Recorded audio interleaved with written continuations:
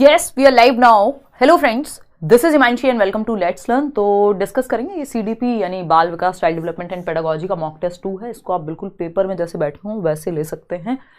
साथ में एक बेनिफिट आपको रहेगा कि हर एक क्वेश्चन करने के बाद जब आप पोल में जवाब दे चुके होंगे, सही हुआ हो गलत हुआ हो, आपको एक एनालिसिस मिल जाएगा उस क्वेश्चन का, बाकी ऑप्शंस का और क्या अप्रोच रहनी चाहिए पढ़ने की।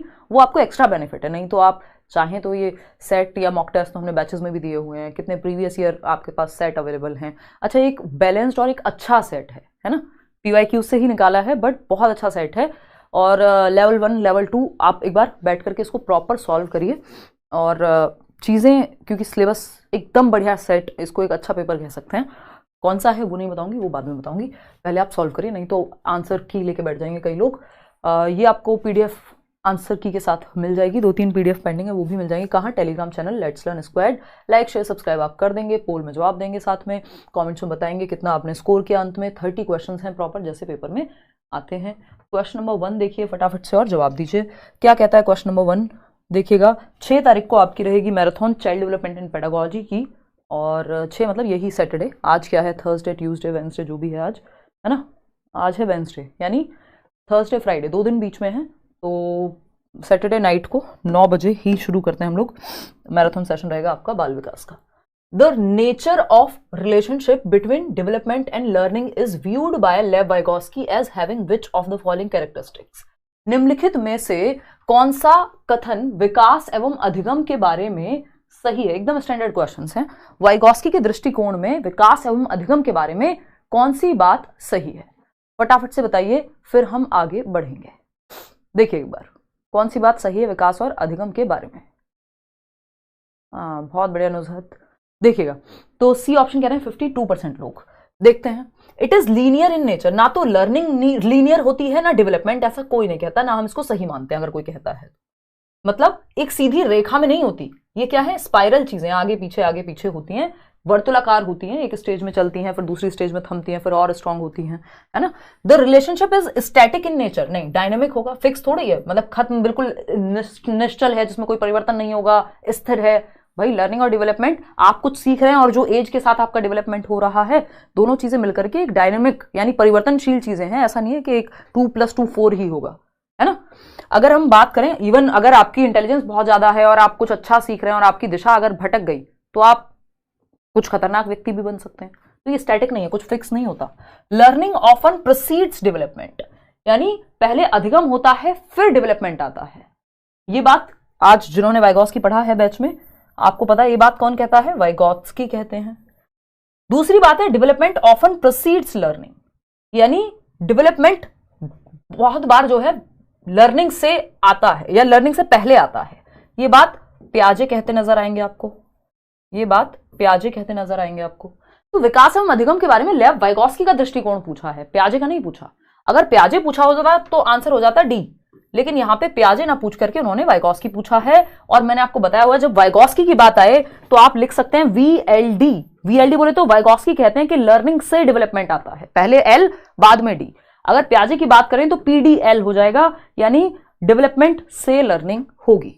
यानी पियाजे स्टेजेस की बात कर रहे हैं कि एक एज आएगी, बच्चे की मेच्योरिटी हिट होगी, उसका जेनेटिक मेकअप जो है उसको उसकी टांगों में वो जान आएगी कि वो साइकिल सीख सके। अब वाइगोस्की कह रहे हैं कि अगर आप उसको सही माहौल दें, एनवायरमेंट दें, तो ऐसा नहीं है कि फिक्स हैं चीजें कि इसी एज में ये क्षमता आएगी। वो कह रहे हैं आप एनवायरमेंट दो, जो मोर नॉलेजेबल अदर है, ZPD है, वो सीख जाएगा। एज उनके लिए मैटर नहीं कर रही। लर्निंग मतलब एफर्ट और प्रैक्टिस अगर आप नहीं करेंगे तो एज हो भी गई तब भी साइकिल नहीं सीखोगे, अगर एफर्ट और प्रैक्टिस नहीं हुई है तो दोनों अपनी अपनी जगह सही हैं।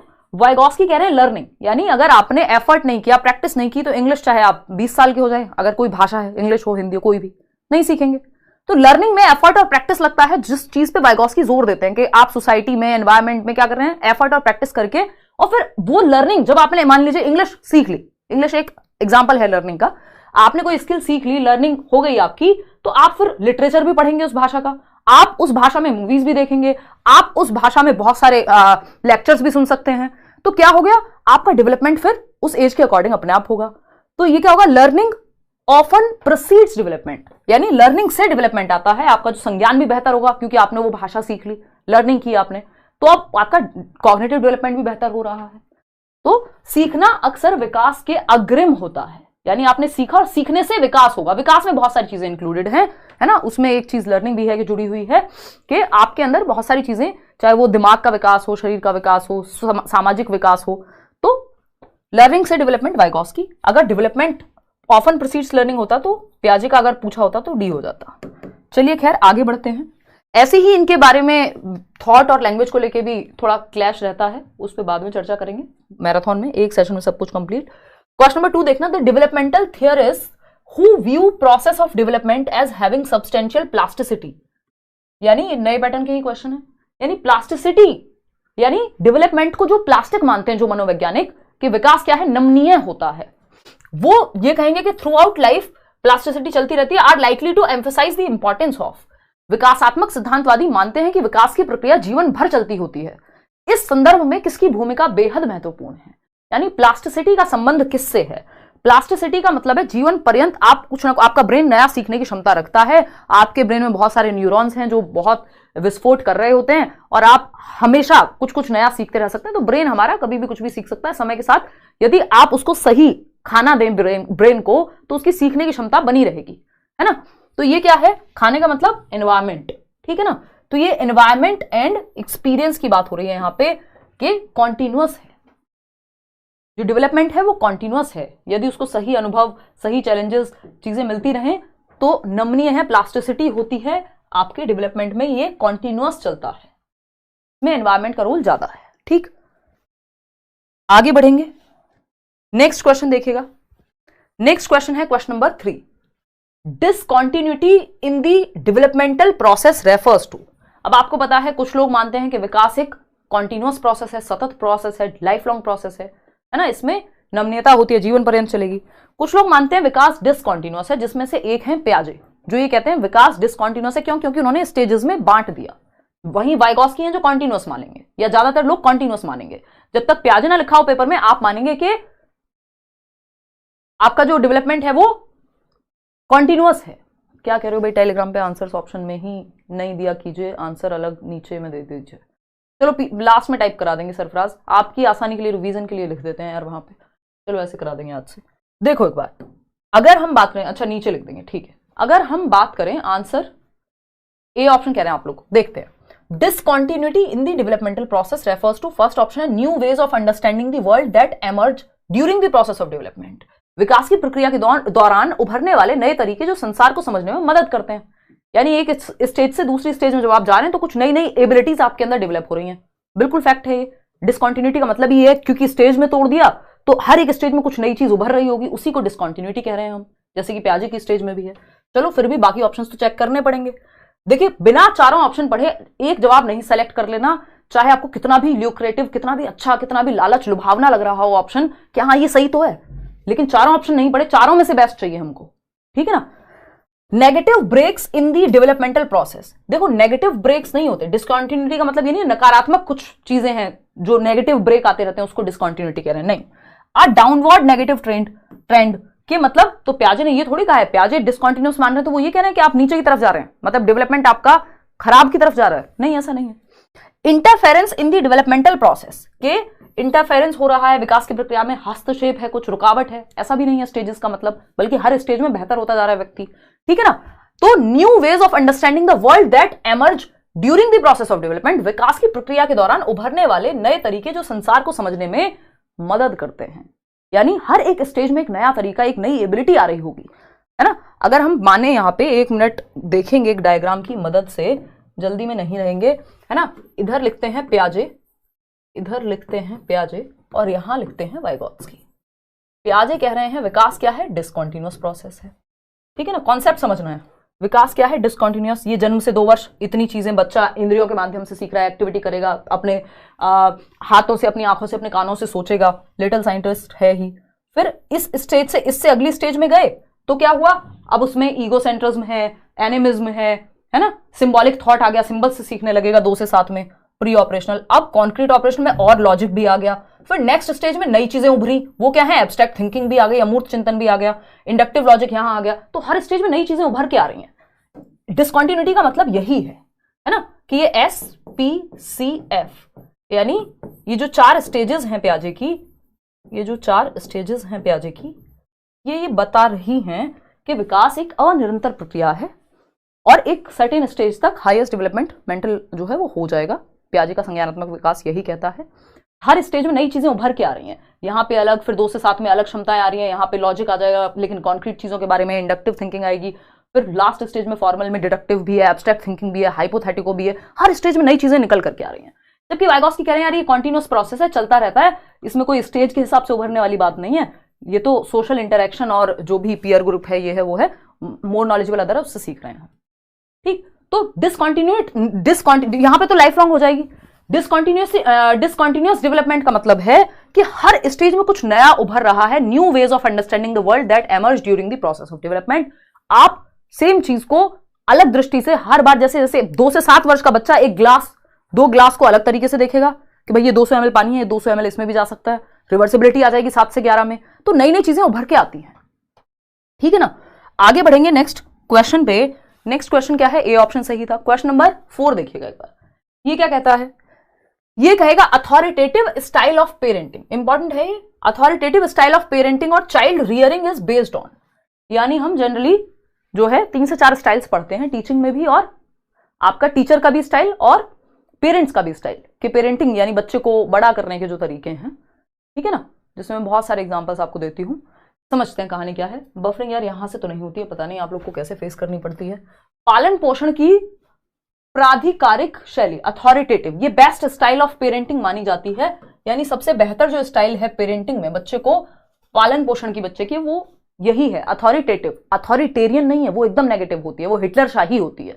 अथॉरिटेटिव वो स्टाइल है पेरेंटिंग की जहां डिसिप्लिन भी है और जहां केयर भी है, यानी कंट्रोल भी अप है और केयर भी अप है, यानी कंट्रोल भी ज्यादा है, डिसिप्लिन भी है, ऐसा नहीं है पता ही नहीं आपको बच्चे कहां जा रहे हैं, और केयर भी है, यानी आप डिस्कशन करके रूल सेट होते हैं, बच्चों की भी उसमें भागीदारिता है किसी बात को मानने में कि अच्छा आपको ये करियर चूज करना है, तो डिस्कशन हो रहा है, लॉजिक निकल करके आएगा, बच्चे के पक्ष को सुना जाएगा, पेरेंट्स के पक्ष को सुना जाएगा, डिसिप्लिन भी है, और तब जाके किसी कंक्लूजन पे पहुंचा जाएगा, इसलिए ये बेस्ट माना जाता है। Making decisions for the child, बच्चे के लिए अगर आप डिसीजन ले रहे हैं तो आप हैं वो कह दिया ना कह दिया वाले पेरेंट। कौन? अमिताभ बच्चन, किसके? कभी खुशी कभी गम के, है ना। तो उस केस में अथॉरिटेरियन हो जाएंगे आप, अथॉरिटेटिव नहीं बचेंगे, फिर वो हिटलर शाही अधिनायकवादी कह देते हैं, अथॉरिटेरियन हो जाएंगे फिर आप, ठीक है।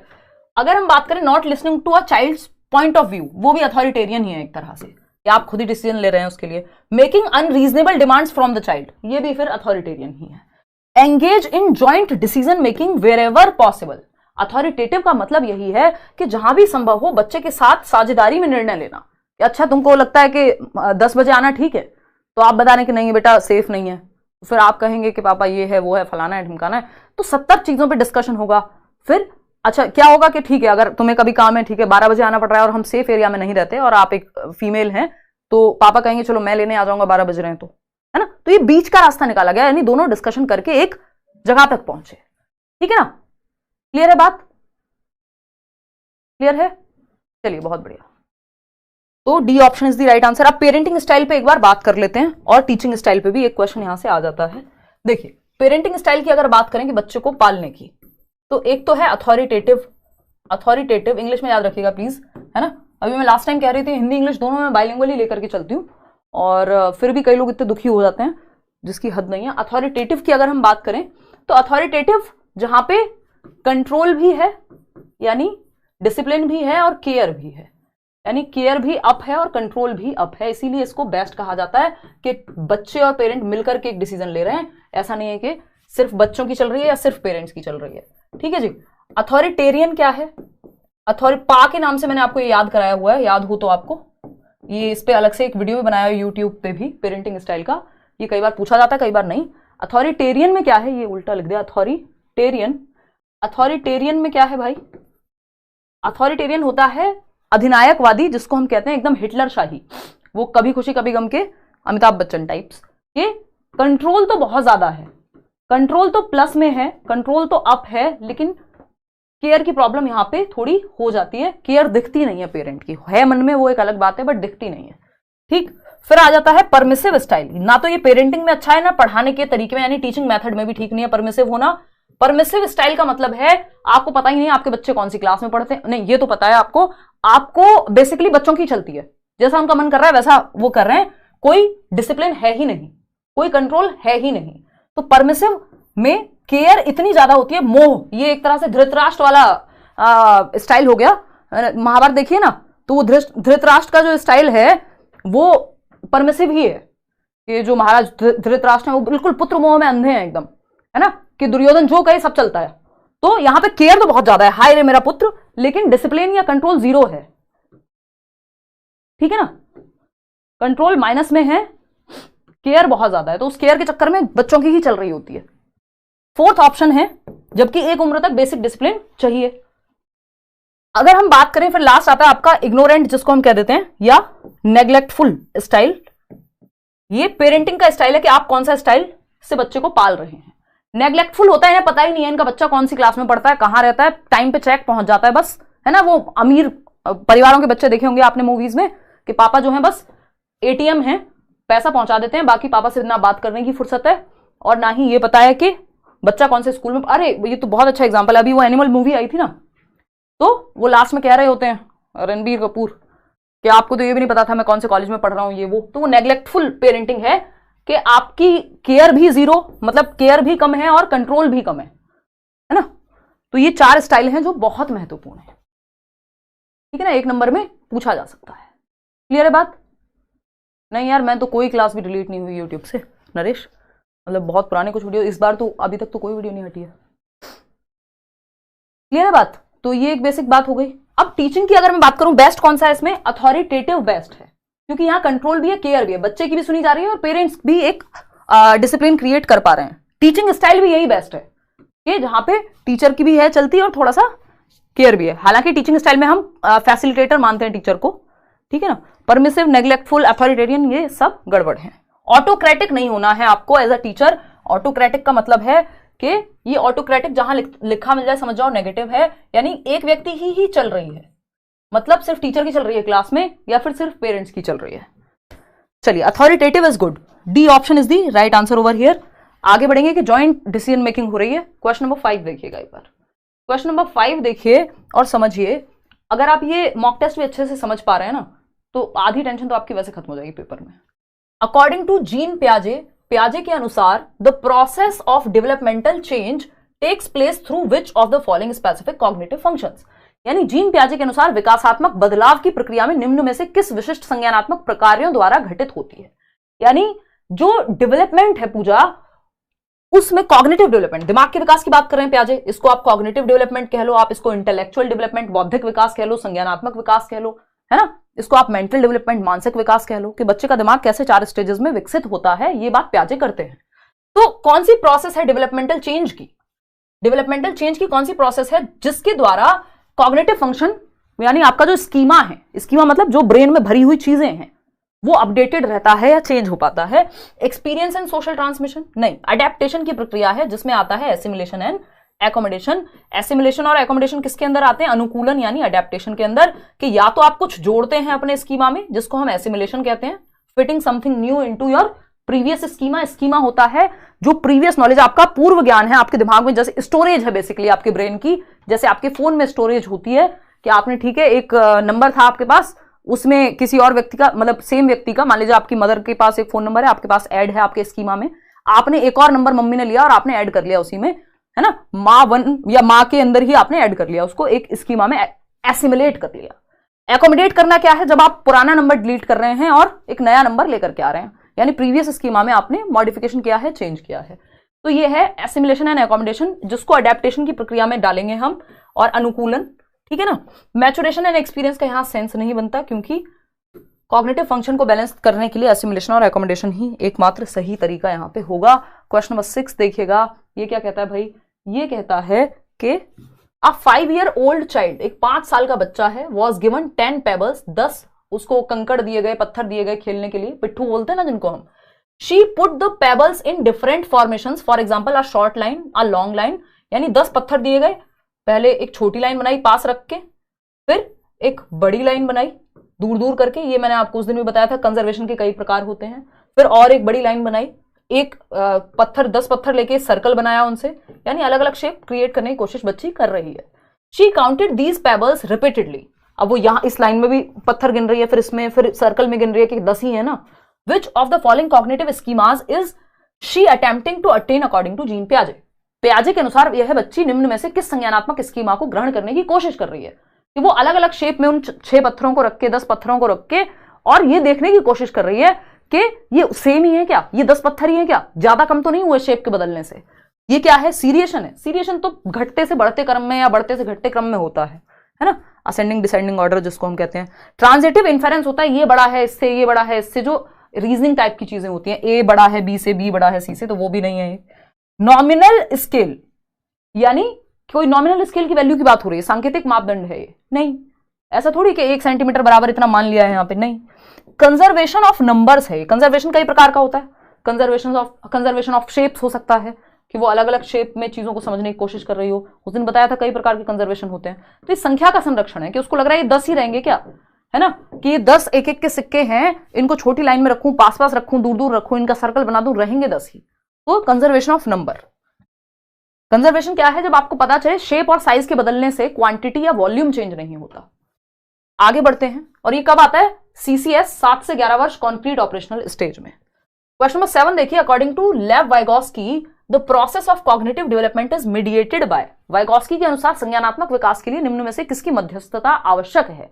संज्ञानात्मक मतलब आपके दिमाग का विकास, आपकी समझ का विकास, उसके लिए किसकी आवश्यकता है एज पर वाइगोस्की, बताइएगा एक बार फटाफट से।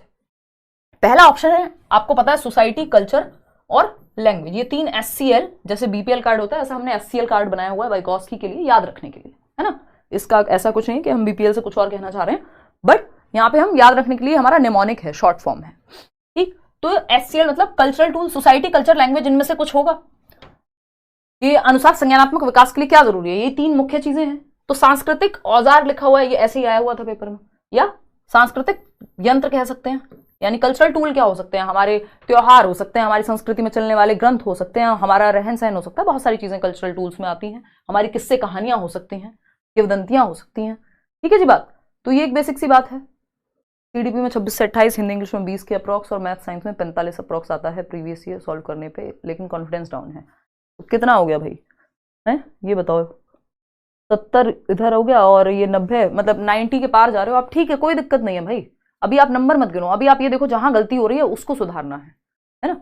मॉक टेस्ट को लेकर बहुत ज्यादा चिंता भी नहीं करनी। मॉक टेस्ट का इस्तेमाल बस इसलिए करो कि पेपर टाइम पे निपट जाए अभी के लिए, क्योंकि अभी आप जितना पढ़ोगे उतना अच्छा है, बजाय कि ये देखने के नंबर कम हो रहे हैं कि ज्यादा।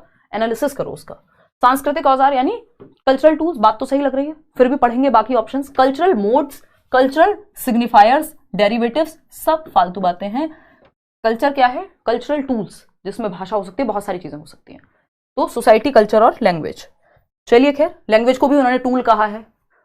क्वेश्चन नंबर 8 देखिएगा। क्वेश्चन नंबर 8 देखिए, development in zone of proximal development, जिसको हम ZPD कहते हैं। देख लो आजकल जब से पेपर ऑनलाइन हुआ और इस बार ऑफलाइन वाले में भी 4 से 5 4 क्वेश्चन थे वाइगोस्की पे, सीधे सीधे एक सेट में बहुत सारे क्वेश्चंस वाइगोस्की को लेके आते हैं, है ना। तो इनकी थियरी को अच्छे से समझना जरूरी है। Development in zone of proximal development according to Lev Vygotsky can be facilitated through, यानी जो ZPD होती है, ZPD क्या होता है, वो दायरा संभावित विकास का क्षेत्र। क्या आप खुद से सॉल्व करते थे तो आपके 20 नंबर आते थे 30 में से। अब आपने जब मॉक टेस्ट देना शुरू किया, एनालिसिस करना शुरू किया, थियरीज पढ़ी लेट्स लर्न पे आके, नोट्स पढ़े फ्री, या बैच में आपने एडमिशन लिया, तो आपको टीचर की मदद मिली और आपके नंबर 28 आ रहे हैं अभी, जैसे कोई बता रहा था। तो इसका मतलब आप में पोटेंशियल है, 28 और 30 नंबर लाने की संभावना है यदि मदद मिल जाए। तो ZPD वो दायरा है जो आप खुद से कर सकते हैं इंडिपेंडेंटली, और किसी की मदद से कर सकते हैं। उन दोनों के बीच के डिफरेंस को ZPD कहते हैं। कोलैबोरेटिव डायलॉग यानी सहयोगात्मक संवाद, वो ZPD में मदद करेगा। ऑब्जर्वेशनल लर्निंग बेंड्यूरा की थियरी है, यहां कोई रोल नहीं है इसका। रिवर्सिबल थिंकिंग का भी यहां कोई रोल नहीं है। एक्सपोजिटरी टीचिंग नेगेटिव होता है कि भर दिया आपने दिमाग में कुछ। तो वाइगोस्की के अनुसार एक ही ऑप्शन है जहां ग्रुप में सीख रहा हो बच्चा, जहां एक्टिव हो, वो है कोलैबोरेटिव संवाद यानी सहयोगात्मक अधिगम, कि बच्चे ग्रुप में एक दूसरे से मदद ले रहे हैं, सीख रहे हैं। तो ZPD वो जो दायरा बढ़ता जाएगा, जितनी संभावना है वो बेहतर होती जाएगी सीखने की। आगे बढ़ेंगे नेक्स्ट क्वेश्चन पे। नेक्स्ट क्वेश्चन, वैसे भी कुछ वर्ड्स हैं जो मैं आपको बता देती हूँ, एक मिनट रुकना, पोल मत देना, देखना एक बार। अगर हम वाइगोस्की की बात कर रहे हैं यहाँ पे, तो 2-3 वर्ड्स हैं जो हमें ध्यान रखने हैं। जब वाइगोस्की की थियरी की बात हो तो SCL तो आपको पता ही है, सोसाइटी, कल्चर, लैंग्वेज, ये टूल्स हैं बहुत महत्वपूर्ण। फिर ZPD आपको पता है वो दायरा जहां संभावना है सीखने की। स्कैफोल्डिंग एक टेम्परेरी हेल्प की प्रोसेस है, मचान जिसको कह देते हैं हम। स्कैफोल्डिंग देगा कौन? More knowledgeable other. ये स्कैफोल्डिंग दी कहां जाएगी? MKO के द्वारा ये दी जाएगी ZPD में, उस दायरे में जो संभावना है सीखने की। स्कैफोल्डिंग क्या होती है? हिंट देना, क्लू देना, हाफ सॉल्व प्रॉब्लम देना। और क्या है? बच्चे जब ग्रुप में सीख रहे हो, अपने पीयर्स के साथ सीख रहे हो, है ना, कोलैबोरेट करके सीख रहे हो, एक दूसरे के साथ एक दूसरे को सहयोग कर रहे हो, जहां जरूरत पड़े कोऑपरेशन की तो कोऑपरेशन ले या दे रहे हो, तो कोऑपरेटिव लर्निंग, असिस्टिव लर्निंग, ये सारे वर्ड्स हैं जो आपको वाइगोस्की के साथ जोड़ के रखने हैं कि सहयोग करना, ग्रुप में एक्टिव रहना, सोसाइटी कल्चर के माध्यम से सीखना, ये सब मतलब वाइगोस्की की तरफ इशारा कर रहे हैं। ठीक है जी। क्वेश्चन नंबर 9 देखिएगा और जवाब दीजिएगा। क्वेश्चन नंबर 9 देखिए, ये कहता है the stage 5 of post conventional morality as given by Lawrence Kohlberg is marked by, यानी लॉरेंस कोहलबर्ग द्वारा सुझाई पश्च परंपरागत नैतिकता के अंतर्गत स्तर 5 की नैतिकता क्या अंकित करती है? आपको पता है 6 स्टेजेस हैं कोहलबर्ग की थियरी में, जो उन्होंने मॉरल डेवलपमेंट यानी नैतिक विकास की थियरी दी है कि क्या सही क्या गलत। अब उसमें जो 5वीं स्टेज है, जो सेकंड लास्ट, जिसको हम कहते हैं सोशल कॉन्ट्रैक्ट ओरिएंटेशन कह देते हैं जिसको हम, उसके बारे में कौन सी बात सही है?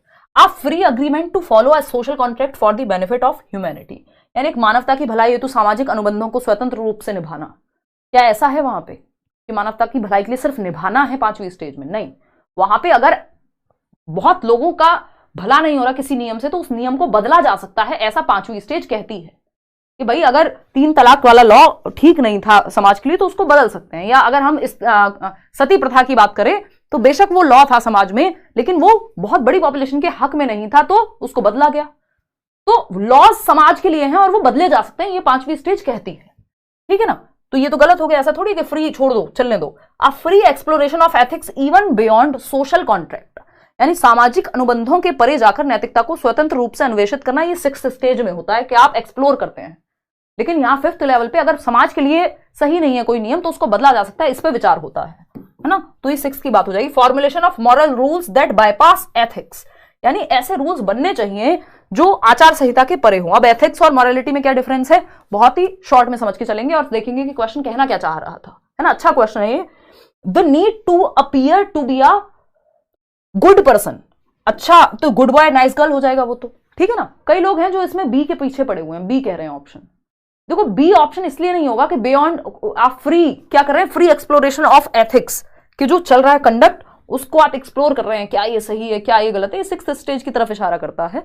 तो अगर हम देखें यहाँ पे तो formulation of moral rules that bypass ethics, के ऐसा भी हो सकता है कि आप ऐसे नियमों को प्रतिपादित कर रहे हैं जो चल रहा है समाज में, है ना, उसके परे हो।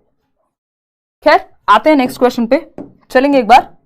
यहां हम एथिक्स और मॉरलिटी की बात कर रहे थे। एथिक्स की बेसिकली सिंपल बात यह है कि जो चीजें चल रही हैं समाज में, एक एथिकली अगर हम देखें, अगर हम भारत में देखें तो एक कलेक्टिविस्ट सोसाइटी है इंडियन सोसाइटी, जिसको हम कहते हैं कि हम परिवार को साथ लेके चलते हैं, है ना। और अगर हम वेस्टर्न कंट्रीज को देख लें तो उनको कहा जाता है कि इंडिविजुअलिस्टिक सोसाइटी है, वहां पे इंडिविजुअल की लाइफ ज्यादा महत्वपूर्ण है, परिवार के ऊपर इंडिविजुअल है ना। तो अगर हम देखें यहाँ पे तो हमारी कंट्री में अगर किसी माँ बाप को अगर वृद्ध आश्रम भेज दिया जाए तो हम उसको एथिकली गलत मानते हैं। यानी जो सोसाइटी का कलेक्टिविस्ट व्यू है, वो जो सेट प्रिंसिपल्स हैं उनको हम एथिक्स कहते हैं। मॉरलिटी की अगर हम बात करें तो मॉरलिटी पर्सनल चॉइस हो सकती है किसी के लिए, जो मान लीजिए कोई अगर वृद्ध आश्रम भेज रहा है तो हो सकता है उसकी पर्सनल वैल्यू में उसको वो गलत ना लग रहा हो, है ना। तो वो एथिकली रॉन्ग हो गई वो चीज, क्योंकि एज अ सोसाइटी हम उस चीज को गलत मानते हैं, वो हमारा कोड ऑफ कंडक्ट नहीं है। बट एक पर्सनल लेवल पे मॉरली एक व्यक्ति के लिए वो चीज सही हो सकती है। तो इस चीज का यहां पे एक ऐसे फॉर्मुलेशन ऑफ मॉरल रूल्स, ऐसे रूल्स बनाना जो एथिक्स के परे हो। यानी मान लीजिए अगर समाज का भला नहीं हो रहा, आपने कुछ एथिक्स ऐसे बनाए हुए हैं, तो उसके आगे भी जाकर के आप रूल्स क्या कर सकते हो, फॉर्मुलेट कर सकते हो, नए रूल्स को लाया जा सकता है यदि पुराने रूल्स से भला ना हो रहा हो तो। यही बात अभी हम सती प्रथा में भी कर रहे थे, ठीक है ना। तो C option is the right answer over here. आगे बढ़ेंगे क्वेश्चन नंबर 10 पर। ये क्या कहता है भाई, क्वेश्चन नंबर 10 कहता है a progressive educator need to embody which of the following attributes within a classroom. एक प्रगतिशील शिक्षिका यानी एक ऐसी टीचर जो समय के साथ आगे बढ़ रही है, जो जॉन डुई को मानती है, जो चाइल्ड सेंटर्ड एजुकेशन को मानती है, लर्नर सेंटर्ड या बाल केंद्रित शिक्षा को प्रमोट करती है, जो आज के समय की शिक्षिका है। वो एजुकेटर जो बेहतरी की तरफ लेके जाना चाहती है एजुकेशन को, तो प्रगतिशील शिक्षिका को अपनी कक्षा में किस प्रकार का रवैया अपनाना चाहिए? यदि आप एक मॉडर्न टीचर कह लीजिए आप, कि जहां पे जो रिलेशनशिप है बच्चों के साथ वो फ्रेंडशिप का भी है, वो केयर का भी है ना, वो फैसिलिटेटर का भी रोल है आपका, सुविधादाता जो एनसीएफ कहता है। एम्पैथी, हाँ एम्पैथी होनी चाहिए कि आप बच्चे के दर्द समझ सकें, ठीक है ना। कंट्रोल बहुत बेहतर हम नहीं मानते, बट चलो इसको अभी ठंडे बस्ते में रखते हैं कि देखेंगे, इस पर रिव्यू करेंगे। केयर पॉजिटिव है, ये हमें थोड़ा नेगेटिव लग रहा है। चलो एम्पैथी ठीक है, कंट्रोल अगेन और डिसिप्लिन दोनों साथ में दे दिए। डिसिप्लिन एक बार को हम कह सकते थे, बट कंट्रोल तो अब हमें पता लग गया कि भैया नेगेटिव ही जा रहा है। एम्पैथी, रियलनेस और केयर, कोशिश करनी है डिसिप्लिन, कंट्रोल, ये सब चीजों से बच सके अगर हम, तो ज्यादा बेहतर। डिसिप्लिन एक बार को फिर भी ठीक था, कंट्रोल नेगेटिव वर्ड है। कंट्रोल का मतलब है आप चाह रहे हैं कि आपके हिसाब से चीजें हो, जबकि डिसिप्लिन है एक तरह से कि जो चीजें नीडेड हो वो हो। तो समानुभूति यानी बच्चे के, एक होती है सिंपैथी को नहीं लेके चलना हमें क्लासरूम में, चाहे वो इंक्लूसिव एजुकेशनल सिंपैथी है, अरे तुमसे नहीं हो पाएगा, कोई बात नहीं, बेचारे बच्चे, तुम्हें चोट लग गई, ये हो गया, मतलब आप बस दिखा रहे हैं कि हाँ आपको केयर है। एम्पैथी है कि to put yourself in someone else's shoes, मतलब आप खुद को दूसरों के जूतों में रख के देख रहे हैं, दूसरे की सिचुएशन में रख के देख रहे हैं कि आपके साथ अगर ये होगा तो कितना आपको बुरा लगेगा। तो एम्पैथी ज्यादा बेहतर है, तभी आप बच्चे को समझ पाते हैं। रियलनेस की अगर हम बात करें, वास्तविकता, झूठ नहीं, और परवाह, केयर तो टीचर में होनी ही चाहिए। टीचर का काम ये नहीं है, आप किसी कंप्यूटर पे काम नहीं कर रहे हैं, आप लाइफ के साथ डील कर रहे हैं, जब स्कूल में हैं या लर्नर्स के साथ आप डील कर रहे हैं। तो एम्पैथी, रियलनेस और केयर ये टीचर में होने चाहिए अगर वो एक प्रोग्रेसिव टीचर है तो, ठीक। एम्पैथी, रियलनेस और कंट्रोल नहीं, कंट्रोल यहां पे फिर नेगेटिव हो जाएगा। C option is the right answer. आप लोगों ने, ज्यादातर लोगों ने आई थिंक दिया भी है। क्वेश्चन नंबर 11 देखिएगा, ये क्या कहता है, फटाफट से बताइएगा, बहुत अच्छा क्वेश्चन है, इसमें कई लोग फंसेंगे। Which of the following are major concerns, ये अच्छा खासा हार्ड पेपर कह सकते हो आप इसको। Major concerns about using the concept of intelligence quotient. आज का सेट एकदम बैलेंस सेट है और बिल्कुल एक अच्छा सेट उठाया है। इसमें अगर आप 25 के आसपास नंबर ला रहे हैं तो मुझे लगता है आप पेपर में गड़बड़ नहीं करेंगे। कई लोगों को इजी लग सकता है जिन्होंने बहुत प्रैक्टिस करी हो, लेकिन ये एकदम बैलेंस्ड है, सारे टॉपिक्स इसमें कवर्ड हैं, स्टैंडर्ड क्वेश्चंस हैं। जैसे कुछ क्वेश्चन मुश्किल होते हैं, कुछ आसान होते हैं, ज्यादातर आपके क्या कहते हैं उसको, मॉडरेट होते हैं, तो उसी तरह का है। अगर आप यहाँ पे 25 प्लस ला रहे हैं तो आप मान के चलिए पेपर में गड़बड़ नहीं होगी आपसे, इसका मतलब आपकी अंडरस्टैंडिंग बढ़िया हो गई है, आप निकाल देंगे क्वेश्चंस को, ठीक है ना। देखिएगा एक बार कौन सा जवाब सही होगा, फटाफट से समझते हैं।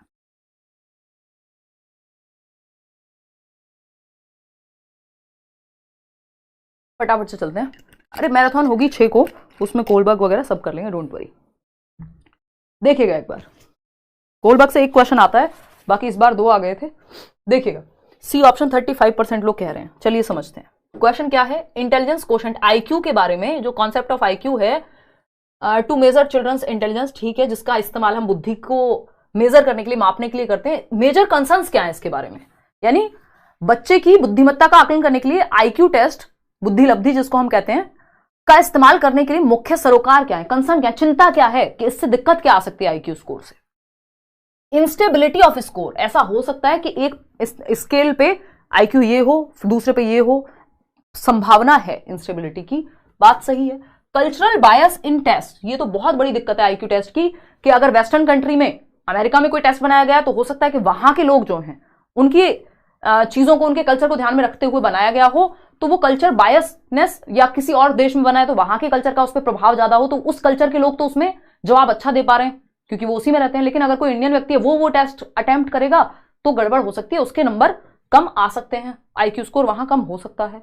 तो कल्चर न्यूट्रल टेस्ट बहुत कम होते हैं, कल्चर फ्री टेस्ट होता है एक, आपको याद होगा Raven's progressive matrices test, Raven's progressive test, वो कल्चर फ्री टेस्ट है। कुछ ही टेस्ट ऐसे होते हैं जो कल्चर फ्री होते हैं, यानी जिन टेस्ट पे कल्चर का प्रभाव नहीं पड़ता, नहीं तो ज्यादातर आईक्यू टेस्ट जो है कल्चरली बायस पाए जाते हैं। जिस कल्चर ने बनाए हैं, चाहे अमेरिका हो, जर्मनी हो, उस कल्चर की तरफ ज्यादा झुके हुए होंगे, उस कल्चर के लोग अगर उस टेस्ट को अटेम्प्ट करेंगे ज्यादा नंबर लाएंगे। बाकी कोई और कल्चर कर रहा है तो हो सकता है वो उतना अच्छा बेहतर परफॉर्म ना कर पाए, क्योंकि बहुत सारी चीजें हैं जो वो रिलेट ही नहीं कर पाएगा। तो कल्चर बायस पाया जाता है आईक्यू टेस्ट में, ये बात सही है। Product orientedness of test, number पे ध्यान है, सिर्फ प्रोसेस पे ध्यान नहीं है। जो हार्वर्ड गार्डनर कह रहे हैं कि भाई आईक्यू कोई इकलौता मेजर नहीं है, कोई सही तरीका नहीं है। ऐसे तो अगर हम देखें तो टीचर्स ने तो कह ही दिया था आपका बच्चा इंटेलिजेंट नहीं है थॉमस एल्वा एडिसन के लिए, तो फिर तो उनको तो छोड़ देना चाहिए था क्योंकि नंबर नहीं ला रहे थे या क्लास में पढ़ नहीं पा रहे थे। लेकिन वो स्कोर के बावजूद भी ब्रिलियंट था ना वो व्यक्ति, तो गिफ्टेड हुआ। तो यहां पे सिर्फ प्रोडक्ट पे फोकस्ड है, प्रोडक्ट फोकस्ड है ये टेस्ट, के नंबर कितने आए, कितना स्कोर है। लेबलिंग ऑफ चिल्ड्रन, खूब धड़ल्ले से लेबलिंग होती है कि ये गिफ्टेड, ये बिल्कुल स्लो लर्नर, ये इडियट 0 से 25 वाला, है ना। तो आईक्यू में लेबलिंग खूब ठप्पे लगाए जाते हैं, ये वीक, ये फलाना। तो चारों ही बातें जो है सही है। ये कंसर्न है कि अगर इन सब चीजों का ध्यान ना रखा गया तो आईक्यू टेस्ट फेलियर ही साबित होगा। B option is the right answer. इसका मतलब ये नहीं फेलियर ही होते हैं। क्वेश्चन नंबर 12 देखिएगा, हार्वर्ड गार्डनर से क्वेश्चन है। An experience of intrapersonal intelligence within a classroom according to Howard Gardner refers to. Howard Gardner के अनुसार अंतर वैयक्तिक बुद्धिमत्ता वाले व्यक्ति की क्या विशेषताएं होती हैं? 8 प्रकार की बुद्धि हम पढ़ते हैं हार्वर्ड गार्डनर के अनुसार। मैराथन में और इस पे अपडेटेड बात करेंगे।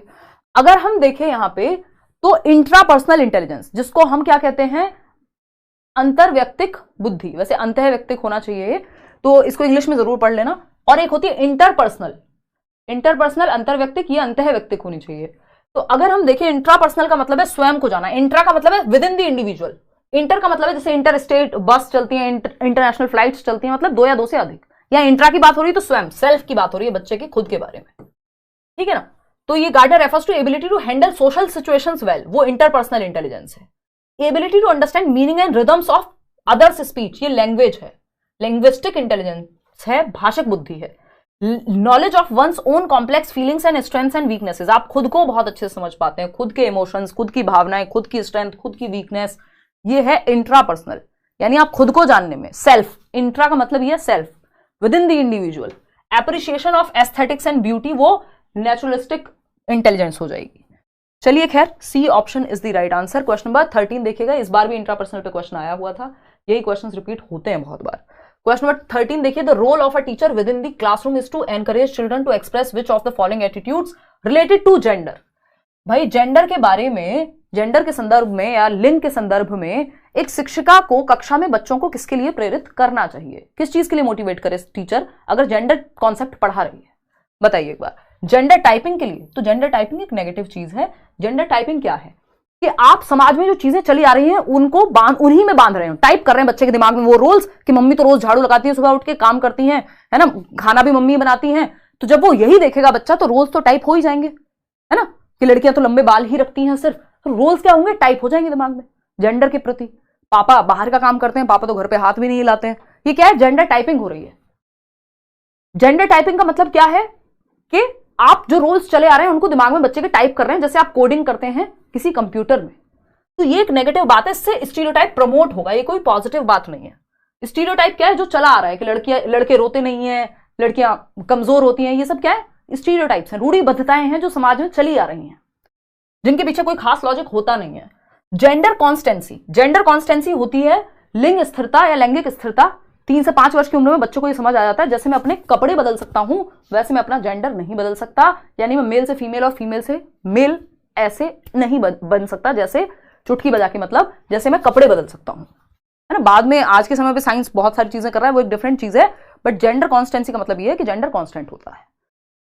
सी ऑप्शन है adopt socially acceptable gender rules, यानी जो सामाजिक तौर पे स्वीकृत जेंडर रूल्स हैं, यानी समाज कह तो रहा है कि महिलाएं काम भी करें, घर का काम भी करें, पुरुष सिर्फ बाहर का काम करें चल जाएगा, है ना, घर पे ना भी करें तो चलेगा। ये क्या है, जो रोल्स चल रहे हैं समाज में, ये चीजें बदल रही हैं समय के साथ हालांकि, तो जो चीजें चल रही हैं समाज में उन्हीं को एक्सेप्ट कर लेना, इसको हम प्रमोट नहीं करेंगे कि टीचर ये करे जेंडर के बारे में।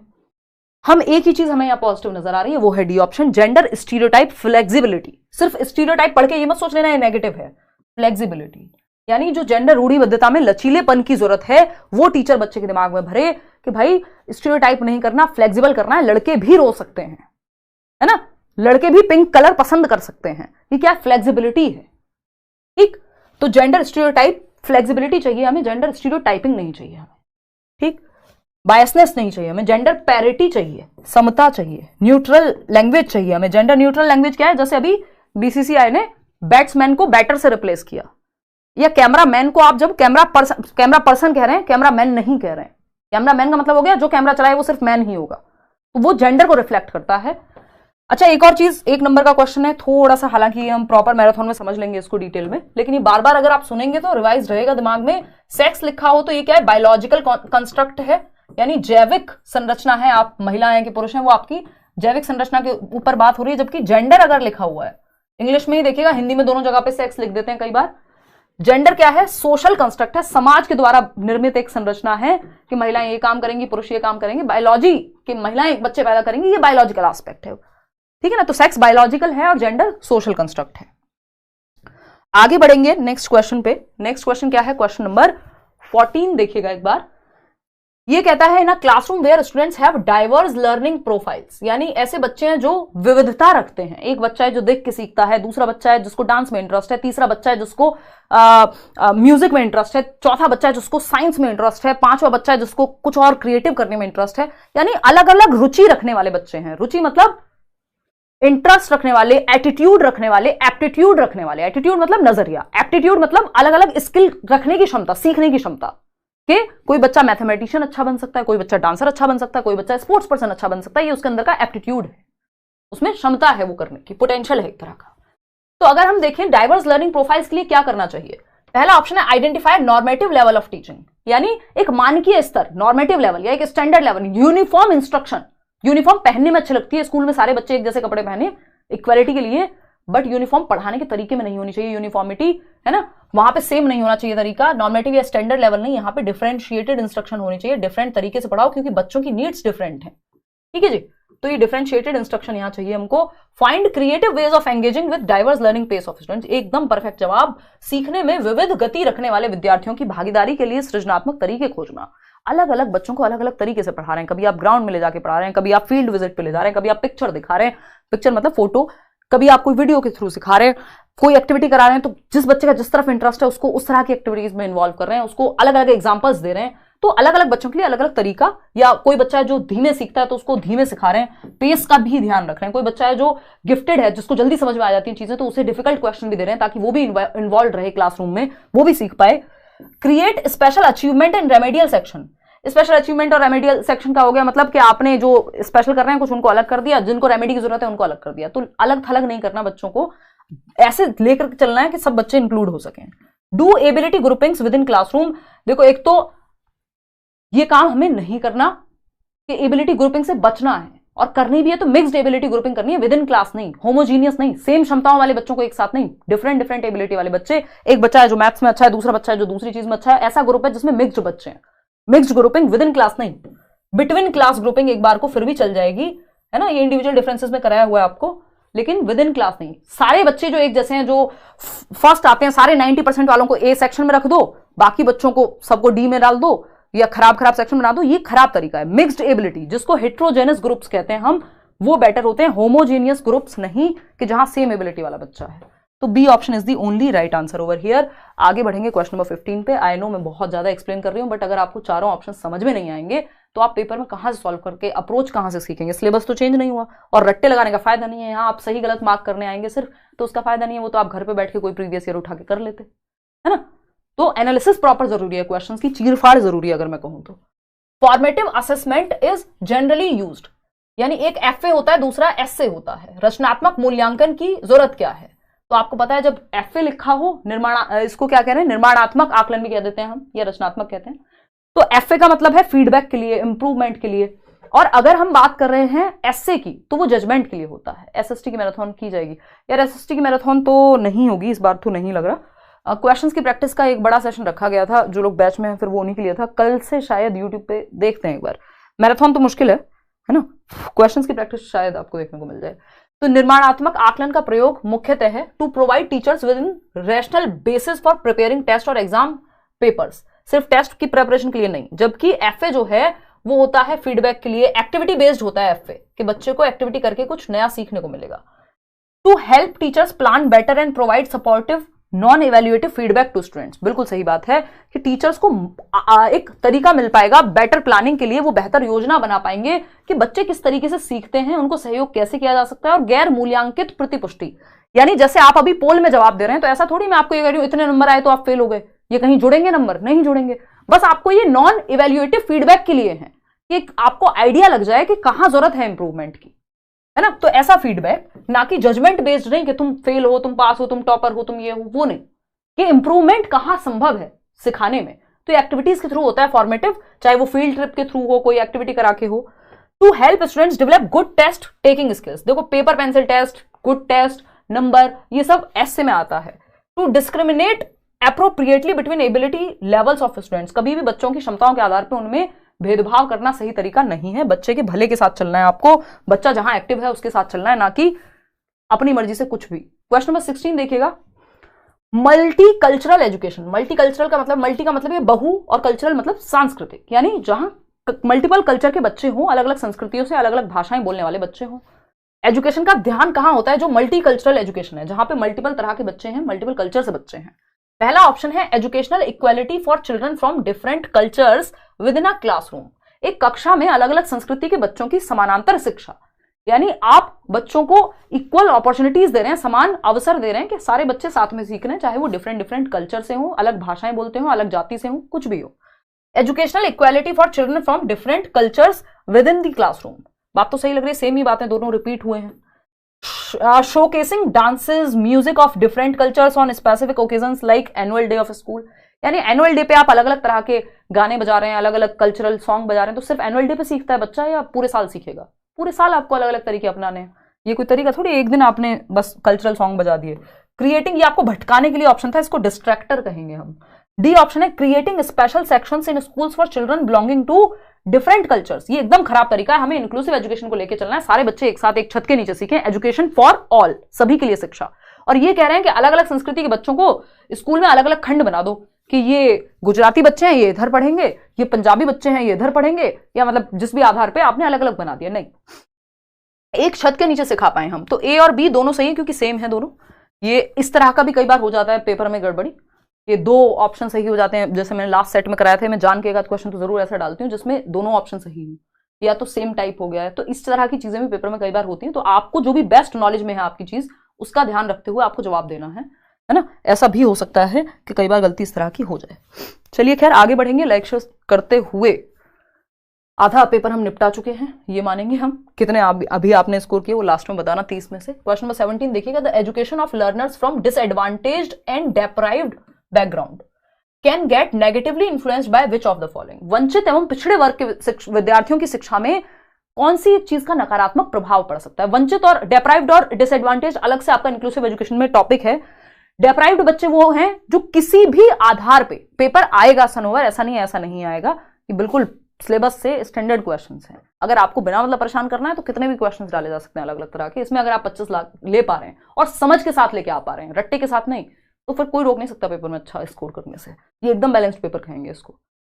अगर हम देखें यहाँ पे नेगेटिवली इन्फ्लुएंस्ड, मतलब डेप्राइव बच्चा वो है जो किसी भी आधार पर वंचित है, या तो उसके घर में कोई पढ़ा लिखा नहीं था, पहली जनरेशन का बच्चा है वो, या फिर हो सकता है कि वो बच्चा है जो ट्राइब्स में है, मान लो एक जगह से दूसरी जगह मूव करते रहते हैं साल भर, समाज में किसी भी रूप से वंचित रह गया है, हाशिए पे है, कि समाज में जाति के आधार पे या रिसोर्सेज के आधार पे सोशियो इकोनॉमिकली स्थिति जो है खराब है, या तो समाज में उस जाति के या उस धर्म के बच्चों को ठीक नहीं मानते, या तो फिर उनकी आर्थिक स्थिति ठीक नहीं है, या किसी भी आधार पर पिछड़े रह गए, लाभ नहीं मिला है। ऐसे बच्चों को, उनको नेगेटिवली दिक्कत ना आ जाए स्कूल में, उससे बचाने के लिए क्या करना चाहिए ये पूछा है। नहीं, ये नहीं पूछा, ये पूछा है कौन सी चीजें नेगेटिवली प्रभावित कर सकती हैं। तो स्टीरियोटाइप्स कि अगर टीचर नहीं दिमाग में बनाया हुआ है इस जाति के बच्चे, इस समूह के बच्चे, इस जगह के बच्चे, अच्छा गांव से आए हो तो नहीं तुमसे तो नहीं सीखा जाएगा, ये स्टीरियोटाइप है। तो स्टीरियोटाइप अगर टीचर या बाकी बच्चों के दिमाग में होगा तो बच्चे को सीखने में दिक्कत होगी, क्योंकि वो ऑलरेडी डेप्राइव्ड यानी वंचित और अलाभान्वित जगह से आ रहा है, जहां ऑलरेडी रिसोर्सेज की कमी है, किसी ना किसी सेंस में उसको दबा के रखा गया है। Lack of understanding of local knowledge systems, यानी ज्ञान की स्थानीय संरचनाओं की समझ के अभाव में, यदि आप एक ऐसे टीचर हैं जो लोकल नॉलेज ऑफ सिस्टम्स आपको है ही नहीं, कि बच्चे की लाइफ से जोड़ के एग्जांपल दे पाए, वो आप कर नहीं पा रहे, तो इससे भी दिक्कत होगी। Top down curriculum, top down curriculum क्या होता है कि आप एकदम फाइनल चीज से नीचे की तरफ आ रहे हैं, जबकि आपको नीचे से ऊपर की तरफ, यानी सिंपल टू कॉम्प्लेक्स जाना है, कॉम्प्लेक्स टू सिंपल नहीं, तो टॉप डाउन भी गड़बड़ हो जाएगा यहां पे। ये भी गलत ही है तरीका, इसलिए सही है। Curriculum based on local culture and language, अगर आप ऐसा करिकुलम नहीं इस्तेमाल में ला पा रहे हैं जो लोकल लैंग्वेज पे है और आपका स्थानीय नहीं, इससे तो दिक्कत नहीं होगी, क्योंकि cultural curriculum based on local culture and language, आपका करिकुलम बल्कि ऐसा ही होना चाहिए जो बच्चे की भाषा या संस्कृति, जो उसकी लोकल लैंग्वेज है, उससे प्रभावित हो उसको, ये तो पॉजिटिव है। तो इसको छोड़ के बाकी सारे नेगेटिवली इन्फ्लुएंस कर जाएंगे, फर्स्ट सेकंड और थर्ड। कहीं ऑप्शन दिख रहा हो तो बताओ यार, फर्स्ट सेकंड थर्ड, हाँ B option is the right answer. इसमें तो आप लोगों ने बहुत गलती की है, फोर्थ को भी आपने इंक्लूड कर दिया, इतने आसान सवाल को आपने गलत कर दिया, है ना। देखिएगा एक बार, नेक्स्ट क्वेश्चन पे चलेंगे, क्वेश्चन नंबर 18। ये क्या कहता है भाई, बस इस सेट में मुझे लगता है एक तरह के क्वेश्चन की कमी है, वो है, लास्ट में बताऊंगी, creative thinking is not facilitated bye which of the following. यानी रचनात्मक चिंतन, सृजनात्मक सोच, कुछ नया करना, किस चीज से बढ़ावा नहीं मिलेगा कुछ नया करने को? कौन से टाइप की थिंकिंग है जो क्रिएटिविटी को बढ़ावा नहीं देती? क्रिएटिविटी का मतलब है आउट ऑफ द बॉक्स सोचना, कुछ डिफरेंट करना, है ना। क्रिएटिविटी ओरिजिनलिटी से जुड़ी हुई होती है, हाँ, मौलिकता। आप अपने ओरिजिनल विचारों को सोचने की कोशिश कर रहे हैं, ऐसा नहीं करेंगे कॉपी कर दिया, है ना। तो ये क्या है, ये क्रिएटिविटी को बढ़ावा देगा। हमें चाहिए नॉट, जो गलत हो। टॉलरेंस ऑफ एम्बिग्युइटी, यानी कई बार आप अस्पष्ट होते हैं, तब भी आप फंसे हुए होते हैं किसी प्रॉब्लम के सॉल्यूशन में, लेकिन आप पहुंच जाएंगे। ये बात को आप टॉलरेट कर पा रहे हैं कि कोई बात नहीं, आएगी क्लैरिटी, तो ये बात भी ठीक है। फ्लेक्सिबिलिटी इन थिंकिंग, यानी लचीलापन, ये काम नहीं कर रही तरीका, ये वाला काम नहीं कर रहा, दूसरा करेगा, तीसरा करेगा, पांचवा करेगा, तो ये क्या है, ये फ्लेक्सिबिलिटी है जो चाहिए होती है। लेकिन कन्वर्जेंट थिंकिंग जो है वो क्रिएटिविटी के लिए अच्छी नहीं है। अभिसारी चिंतन क्रिएटिविटी को बढ़ावा नहीं देता, क्योंकि डीसी साथ जाता है, सीसी नहीं, बहुत बार आपको कहा है। यानी क्रिएटिव थिंकिंग और कन्वर्जेंट थिंकिंग साथ में नहीं जाते। कन्वर्जेंट थिंकिंग क्रिएटिविटी को प्रमोट नहीं करती। डीसी का मतलब है डाइवर्जेंट थिंकिंग क्रिएटिविटी को प्रमोट करती है, इसलिए डीसी साथ जाएगा, सीसी नहीं, ठीक है।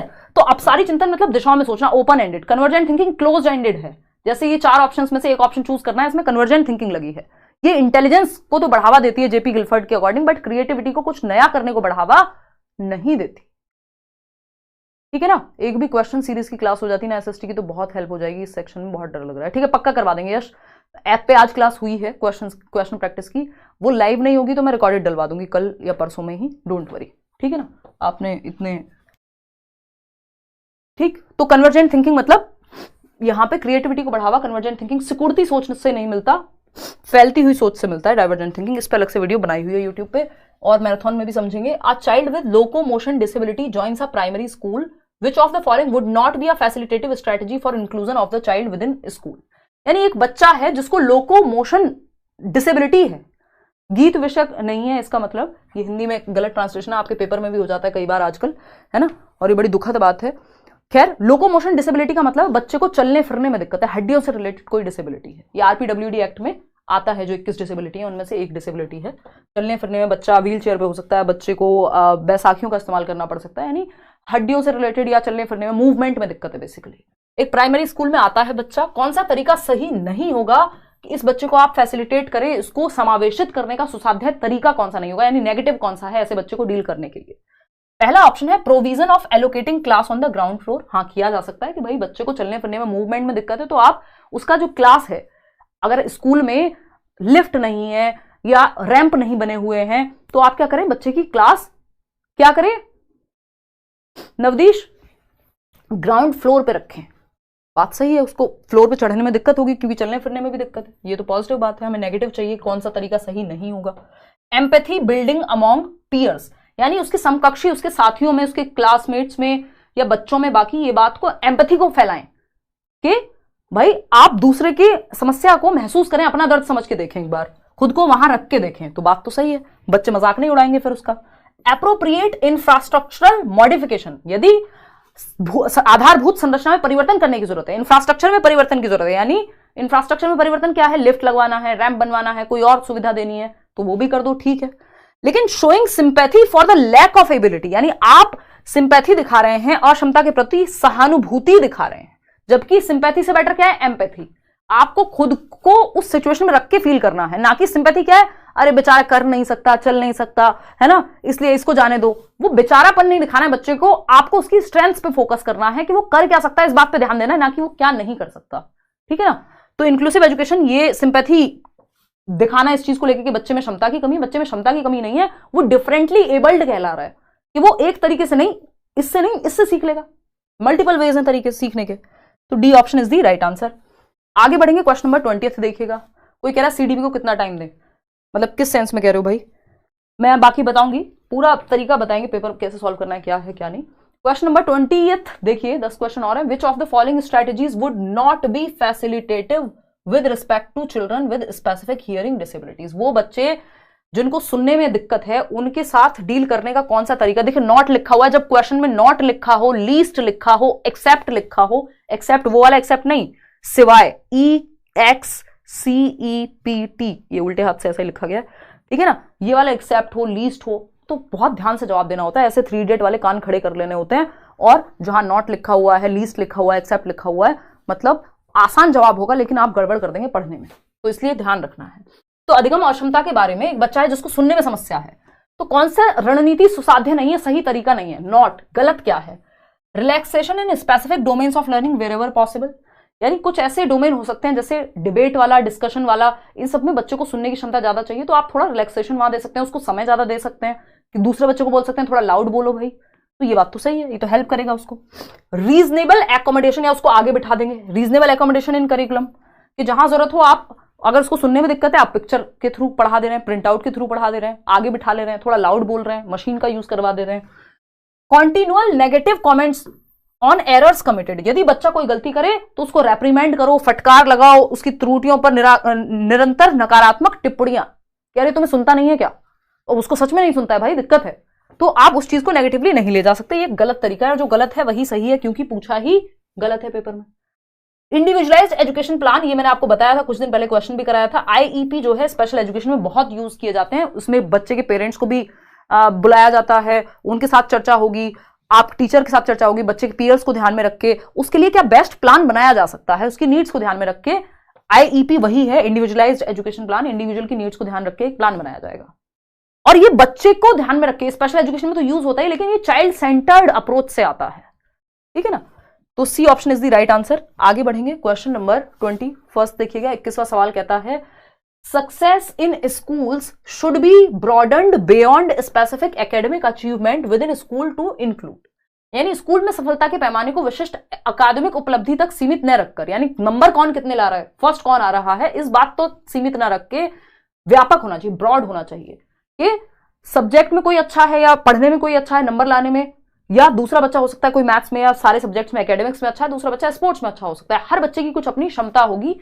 उस पर फोकस यहां रहना है। तो ऐसा क्या करें टीचर ताकि इन बातों को, बाकी एस्पेक्ट्स को भी ध्यान में रखा जा सके। Training given by coaching institutions, तो आपको स्कूल में सॉल्यूशन ढूंढना है, ना कि ये कहना बेटा जाके कोचिंग ले लो, मेरे से ट्यूशन पढ़ लो, उससे काम नहीं चलेगा।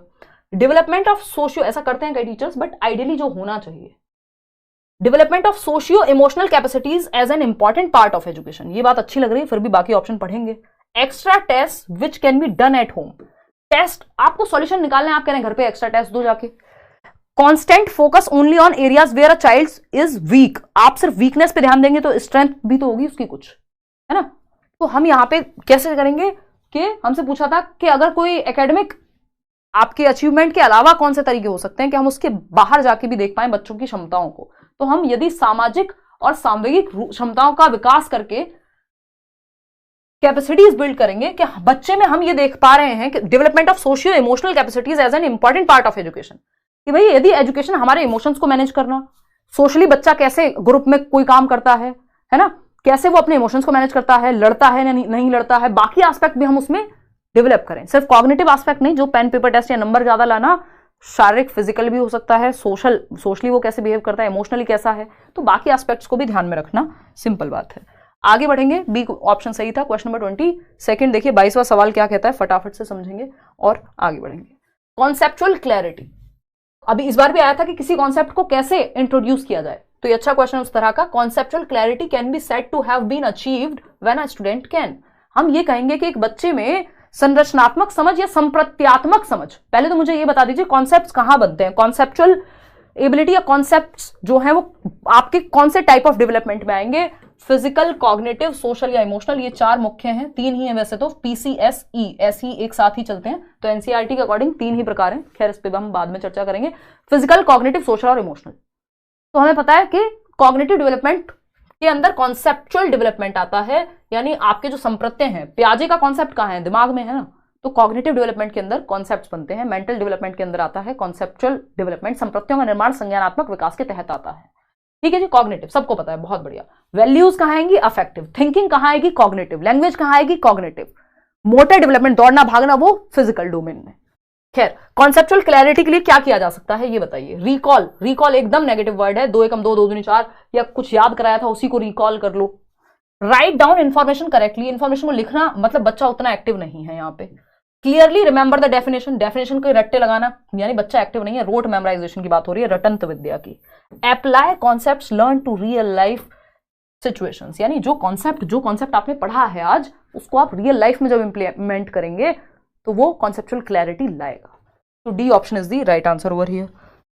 आगे बढ़ेंगे, क्वेश्चन नंबर 23 देखिएगा क्या कहता है भाई। Question number 23, to enable children to become effective problem solvers, यानी एक अच्छे समस्या समाधान करता बने बच्चे कि प्रॉब्लम्स का सॉल्यूशन निकाल करके लाएं। अलग अलग वो पॉल्यूशन की प्रॉब्लम हो सकती है, हर एक लेवल पे अलग अलग प्रॉब्लम्स होंगी, तो वो सॉल्यूशन निकाल करके लाएं, प्रॉब्लम सॉल्वर्स बने। It is critical that they are given opportunities to, कैसे अवसर दिए जाए उन्हें कि वो अच्छे समस्या समाधान करता बन पाए। Do experiments only in the format prescribed in the text book, एक तो ये ओनली वर्ड जहां आ जाए समझ जाओ, थोड़े सतर्क होकर जवाब दो कि ओनली जो टेक्स्ट बुक में लिखा हुआ है, हमें टेक्स्ट बुक के बियॉन्ड जाना है। टेक्स्ट बुक के परे एक दुनिया है, सही और गलत के परे एक दुनिया है, याद है ना रॉकस्टार मूवी, तो ये वैसा सही है। ओनली के परे एक दुनिया है ना। ओनली के परे एक दुनिया कौन सी है, जो हमें ऐसे अवसर देगी, मतलब टेक्स्ट बुक के परे एक दुनिया है, सिर्फ टेक्स्ट बुक तक सेंटर्ड नहीं रहना, नॉलेज को real life beyond text book लेके जाना है ना। जो किताब में लिखा हुआ है, किताब एकमात्र संसाधन नहीं है क्लास में सीखने का। Text book is not the only resource available, it is one of the resources. कई सारे संसाधनों में से एक संसाधन है। डिफरेंट तरीके हो सकते हैं आज के समय में, इंटरनेट से लेके, एक्टिविटी से लेके, फील्ड ट्रिप से लेके, ब्लैक बोर्ड भी इवन आपका एक रिसोर्स है। स्टोरी टेलिंग एक तरीका हो सकता है। Discover a concept through independent thinking, बच्चा सबसे ज्यादा एक्टिव हमें यही लग रहा है कि आप स्वतंत्र सोच रख के बच्चे को एक इंडिपेंडेंट थिंकिंग का मौका दें कि वो प्रॉब्लम सॉल्वर बने। कोई समस्या रखी और उसको खुद से सोचने के लिए कहा फ्रीली उस पर, तो वो खुद से सॉल्यूशन निकाल के लाएगा। ठीक है ना। बाकी ऑप्शन पढ़ते हैं। एक्स्ट्रा ट्यूशन, ये खराब तरीका है, यहाँ बच्चा एक्टिव नहीं है, ये तो अपने फायदे की बात हो रही है। Learn primarily through audio visual aids and smart boards only, यानी सिर्फ स्मार्ट बोर्ड से पढ़ा दो, सिर्फ दृश्य श्रव्य सामग्री ओनली, वैसे भी नेगेटिव वर्ड होता है ऑप्शंस में जाने के लिए। तो सबसे बेहतर प्रॉब्लम सॉल्वर वो स्मार्ट बोर्ड से पढ़ के नहीं बन जाएगा, जब वो कुछ करेगा रियल लाइफ से जुड़ी हुई चीजें तभी तो बनेगा। B option is the right answer. आगे बढ़ेंगे, क्वेश्चन नंबर 24। स्मार्ट बोर्ड पे कितना भी आप दिखाओ कि स्विमिंग ऐसे करते हैं, जब तक जाके करोगे नहीं, पानी में तैर के देखोगे नहीं, तब तक कहां से वो प्रॉब्लम सॉल्व होगी। क्वेश्चन नंबर 24 देखिए, the errors that children make during the learning process can be, यानी अधिगम की प्रक्रिया के दौरान बच्चे जो गलतियां करते हैं, ये 1-2 नंबर में आता है। बच्चे जो गलतियां करते हैं वो क्या है। हाँ, रटंत विद्या चलंत नहीं, बिल्कुल दीक्षा, है ना। मीनिंगफुल लर्निंग करानी है, रोट लर्निंग नहीं। तो अगर हम बात करें एरर्स को कैसे देखें, गलतियों को, use to ascertain their current ability and intelligence, उस बच्चे, उनसे बच्चों की वर्तमान क्षमता का पता लगता है गलती कर देने से, तो गलती तो सीखने का पार्ट है। Rectified immediately without feedback so that they are not repeated, यानी बिना फीडबैक के, बिना प्रतिपुष्टि के बस उसको सही कर दो, तो उसको पता नहीं लगेगा गलती कहां की थी। फिर आपको स्टेप में बताना भी तो पड़ेगा यहां दिक्कत थी, या डिस्कशन करना पड़ेगा, और तुरंत नहीं करनी होती रेक्टिफाई, मौका देना होता है अपनी बात रखने का। फिर आता है C option, seen as normal and acceptable part of cognitive development, यानी गलतियां क्या है, सीखने का हिस्सा है, उन्हें संज्ञानात्मक प्रक्रिया का सहज एवं स्वीकृत हिस्सा समझना चाहिए। यानी नेचुरली ही गलतियां क्या, लर्निंग का पार्ट है, दिमाग कॉग्निटिव डेवलपमेंट का, संज्ञानात्मक विकास का पार्ट है, कि जब बच्चे सीखेंगे तो गलतियां भी हो सकती हैं। A distraction in the learning process and should be minimised quickly, यानी लर्निंग जो है डिस्ट्रैक्ट कर रही है, एरर्स जो है, गलतियां त्रुटियां डिस्ट्रैक्ट करती हैं, उनको तुरंत हटा दो, खत्म कर दो, पॉसिबल नहीं है। गलती करके सीखा जा सकता है, एरर्स जो है पार्ट ऑफ लर्निंग है। तो C option is the right answer. Question number 25 देखिए, 5 सवाल और बचते हैं। क्वेश्चन नंबर 25 कहता है, what is the role of children's emotions in learning, बच्चे के इमोशंस का क्या रोल है। कॉग्निशन एंड इमोशन आपका सेकंड लास्ट चैप्टर है, 1 नंबर में हमेशा आता है, संज्ञान और संवेग। कॉग्निशन एंड इमोशन, कॉग्निशन का मतलब है, लर्निंग का मतलब क्या है यहाँ, लर्निंग कहाँ, कॉग्निटिव एस्पेक्ट से जुड़ी हुई है, थिंकिंग, रीजनिंग, प्रॉब्लम सॉल्विंग, यही सब करके आप एफर्ट प्रैक्टिस करके लर्निंग सीखते हैं, मतलब सीखना होता है। इमोशंस यानी कॉग्निटिव, मतलब जितना भी दिमाग और दिल का क्या संबंध है, सिंपली ये पूछ रहे हैं कि बच्चे के इमोशंस, यदि वो डरा हुआ है तो उसका क्या प्रभाव होगा, वो खुश है तो उसका क्या प्रभाव होगा, बताइए। Emotions distract children from learning and therefore need to be controlled, यानी इमोशन को कंट्रोल करके रखो, उसको रोबोट बना के रखो बच्चे को, और वो डिस्ट्रैक्ट करते हैं हमेशा थोड़ी डिस्ट्रैक्ट करते हैं। कैसे कुछ लोग यूपीएससी क्लियर कर जा रहे हैं रिलेशनशिप में होते हुए, गर्लफ्रेंड रखते हुए, और सारी चीजें हैं जीवन में, है ना, खेल भी रहे हैं और सब तरह चीजें हो रही है, कैसे कर पा रहे हैं, और कुछ लोग सिंगल होके भी बहुत कुछ नहीं कर पाते। सिर्फ यूपीएससी क्राइटेरिया नहीं है, कोई भी चीज जीवन में वही लोग थोड़ी सफल हो रहे हैं कि इमोशंस अगर कहीं आ गए तो डिस्ट्रैक्ट ही होंगे आप, ये कहना गलत होगा। बी ऑप्शन है there needs to be a clear disconnect between cognition and emotions of children for effective learning. यानी आपको अच्छी लर्निंग चाहिए तो बच्चे के दिमाग और दिल को बिल्कुल अलग कर दो, रोबोट बन जाएगा बच्चा। Emotions give meaning to learning experiences and need to be integrated within learning process. संवेग जो है, इमोशंस जो है, वो सीखने की प्रक्रिया को मीनिंगफुल बनाते हैं। यदि आपको एक एग्जाम्पल दे दिया जाए मूवी का तो आपको तुरंत समझ में आ जाता है, क्यों? क्योंकि इमोशंस जुड़े हुए हैं, किसी गाने से जुड़े हुए हैं, किसी व्यक्ति से जुड़े हुए हैं। गर्लफ्रेंड बॉयफ्रेंड के एग्जाम्पल तुरंत समझ में आते हैं, क्यों? या रियल लाइफ एग्जाम्पल। तो जहां इमोशंस जुड़े हुए होते हैं वहां मीनिंग क्रिएट हो जाता है, हमारे मन में एक अर्थ बन जाता है, मीनिंग क्रिएट होता है। वो सिर्फ रटने वाली चीज नहीं रहती, वो एक रियल चीज बन जाती है। तो emotions give meaning to learning experiences and need to be integrated within learning process. इसलिए हम कह रहे हैं बच्चे की लोकल नॉलेज को, उसके कल्चर को, उसकी भाषा को इंक्लूड करो ताकि उसके इमोशंस को इंक्लूड कर सको। सिंपल तरीका है कि आप कॉग्निशन एंड इमोशंस जो है एक दूसरे को प्रभावित करते हैं। यदि आप अच्छा महसूस कर रहे होंगे तो आप अच्छा प्रदर्शन भी करके आएंगे। यदि आप सिर्फ डरे हुए हैं, बहुत ज्यादा, जरूरत से ज्यादा डरे हुए हैं, तो आप आते हुए भी चीजें गलत कर देंगे। ठीक, तो अगर हम बात करें, यहाँ पे हम 3H का फॉर्मूला भी है, हेड, हैंड और हार्ट का कोऑर्डिनेशन। यानी आपको ऐसे पढ़ाना है बच्चे को कि उसका दिमाग, उसका दिल और उसका हैंड यानी फिजिकल एक्टिविटी, तीनों चीजें मर्ज हो जाएं। तो इमोशंस वाली चीजें अफेक्टिव डोमेन में आती हैं, दिमाग वाली चीजें कॉग्निशन यानी कॉग्निटिव डोमेन में आती हैं, ठीक, और हैंड यानी फिजिकल एक्टिविटी साइकोमोटर में आती है। ब्लूम्स टैक्सोनॉमी के अनुसार emotions make learning process messy, ऐसा नहीं है, ठीक है ना। तो C option is the right answer कि आपको बच्चों के इमोशंस को कनेक्ट रख के चलना है। हाँ, वो ऑल इज वेल वाला जो एस्पेक्ट है, बिल्कुल। क्वेश्चन नंबर 26 देखिए, children can be encourage to become intrinsically motivated. एक है एक्सटर्नल मोटिवेशन जो बाहर से आती है, इंट्रिंसिक मोटिवेशन है जो इंटरनल मोटिवेशन है जिसका रीजन अंदर है। एक्सटर्नल क्या है? पैसे मिलेंगे, नाम होगा, ये होगा, वो होगा। इंट्रिंसिक क्या है? मजा आ रहा है आपको करने में, बाकी जो होगा देखा जाएगा, है ना। आप सीख रहे हैं, सीखने में मजा आ रहा है, learning for the sake of learning, ये है इंट्रिंसिक मोटिवेशन जिसका रीजन बाहर नहीं मिलेगा आपको। ऑप्शन देखिए, जहां पर रीजन अंदर हो वही इंट्रिंसिक मोटिवेशन है। इंट्रिंसिक मोटिवेशन को एनकरेज कैसे करें? गिविंग रिवॉर्ड, ये तो बाहर है, बाहरी चीज से आंतरिक अभिप्रेरणा नहीं बढ़ेगी। हौसला बढ़ाने के लिए इनाम देना, तो इनाम देने से एक्सटर्नल मोटिवेशन बढ़ती है, इंटरनल नहीं बढ़ेगी। जिसका रीजन अंदर हो वो ढूंढना है। Punishing them to avoid making mistakes, इससे भी कोई इंटरनल नहीं, वो डर की वजह से सीखेंगे या मेहनत करेंगे, वो एक्सटर्नल मोटिवेशन है। Learning from the mistakes, from नहीं, learning from the mistakes made during learning process without any negative penalty. यानी जब अधिगम प्रक्रिया के दौरान की गई त्रुटियों से सीखकर, बच्चे ने जो गलती की वो उससे सीख रहा है बिना किसी नकारात्मक दंड के।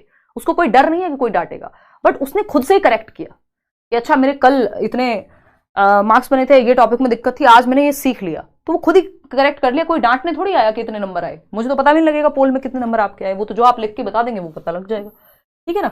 Encouraging teacher attention to performance by special achievers within a classroom, यानी सिर्फ जो टॉप करते हैं बच्चे उन्हीं पे टीचर का ध्यान हो, तो इससे एक्सटर्नल मोटिवेशन बढ़ेगी। आप सोचेंगे कल को मैं भी फर्स्ट आ जाऊं, टीचर मेरे को इंपॉर्टेंस देगा या देगी, है ना। तो ये कॉम्पिटेटिव वर्ल्ड में हालांकि हालात खराब हैं, जो आपके कॉम्पिटिशन वाले एग्जाम्स हैं वहां ये चीजें कई बार लागू नहीं होती हैं, बट हो जाएंगी अगर आप सही तरीके से अप्लाई कर रहे हैं। इंटरनल मोटिवेशन का रीजन बाहर नहीं है, इसलिए सी ऑप्शन सही है। क्वेश्चन नंबर 27 देखिए, 3 सवाल और हैं। Which of the following characteristics are there in mastery oriented learners, या मास्टर ओरिएंटेड लर्नर्स या मास्टरी ओरिएंटेड लर्नर्स। 3 प्रकार के ओरिएंटेशन होते हैं, हर साल आता है क्वेश्चन। निपुणता उन्मुखी विद्यार्थियों में कौन से गुण होते हैं, यानी जिनका ध्यान मास्टरी पे है। सक्सेस के पीछे मत भागो, किसके पीछे भागो? लर्निंग के पीछे भागो, सक्सेस झक मार के पीछे आएगी। कौन सी मूवी का डायलॉग है? 3 इडियट्स। कौन है वो? Ranchhod Das mastery oriented learner है, जिसका ध्यान ही नहीं है कि डिग्री मिलेगी या नहीं मिलेगी। उसका ध्यान है कि मेरे को एक्सीलेंट बनना है, मुझे बेस्ट बनना है अपना, ठीक है ना। तो मास्टरी ओरिएंटेड लर्नर जो है लर्निंग पे फोकस करते हैं, ना कि नंबर्स पे या बाकी चीजों पे। लो फियर ऑफ फेलियर, यानी आप मास्टरी ओरिएंटेड कब बनेंगे कि आप मास्टर बन जाएं किसी एक सब्जेक्ट में। ये कब होगा? जब आपके अंदर फेलियर का डर बहुत कम होगा। फेलियर का डर ही नहीं है, देखा जाएगा। इंक्रीमेंटल व्यू ऑफ एबिलिटी, यानी क्षमता का वार्षिक दृष्टिकोण, ये एबिलिटी को सुधारा जा सकता है। ऐसा नहीं अरे मैं तो इंटेलिजेंट ही नहीं हूं, अरे भाई मेहनत तो करो तो इंटेलिजेंट बन जाओगे। तो ये क्या हुआ? इंक्रीमेंटल व्यू ऑफ एबिलिटी, ये मानना एज अ टीचर भी आपको ये मानना चाहिए कि एबिलिटी कोई फिक्स्ड चीज नहीं है। क्षमता क्या है? इंक्रीमेंट संभव है, उसमें बढ़ोतरी संभव है बच्चे की एबिलिटी में। कोई बच्चा मैथ्स में वीक है, इसका मतलब ये नहीं है वो फाइनल हो गया, कि वो वीक ही रहेगा, सुधारा जा सकता है यदि सही तरीके अपनाए जाएं।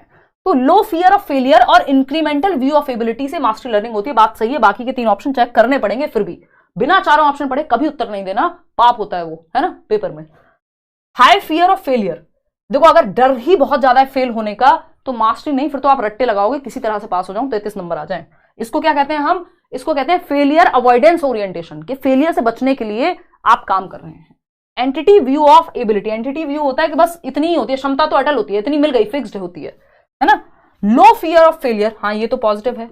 एंटिटी व्यू ऑफ एबिलिटी ये नेगेटिव है, क्योंकि आपने मान लिया बस सिंगल व्यू होता है, एबिलिटी तो फिक्स होती है। हाई फियर ऑफ फेलियर, ये तो गड़बड़ हो जाएगा, डर के मारे आप फिर अगेन मास्टरी पे फोकस ही नहीं होगा, आप तो बस रटने पे फोकस करेंगे।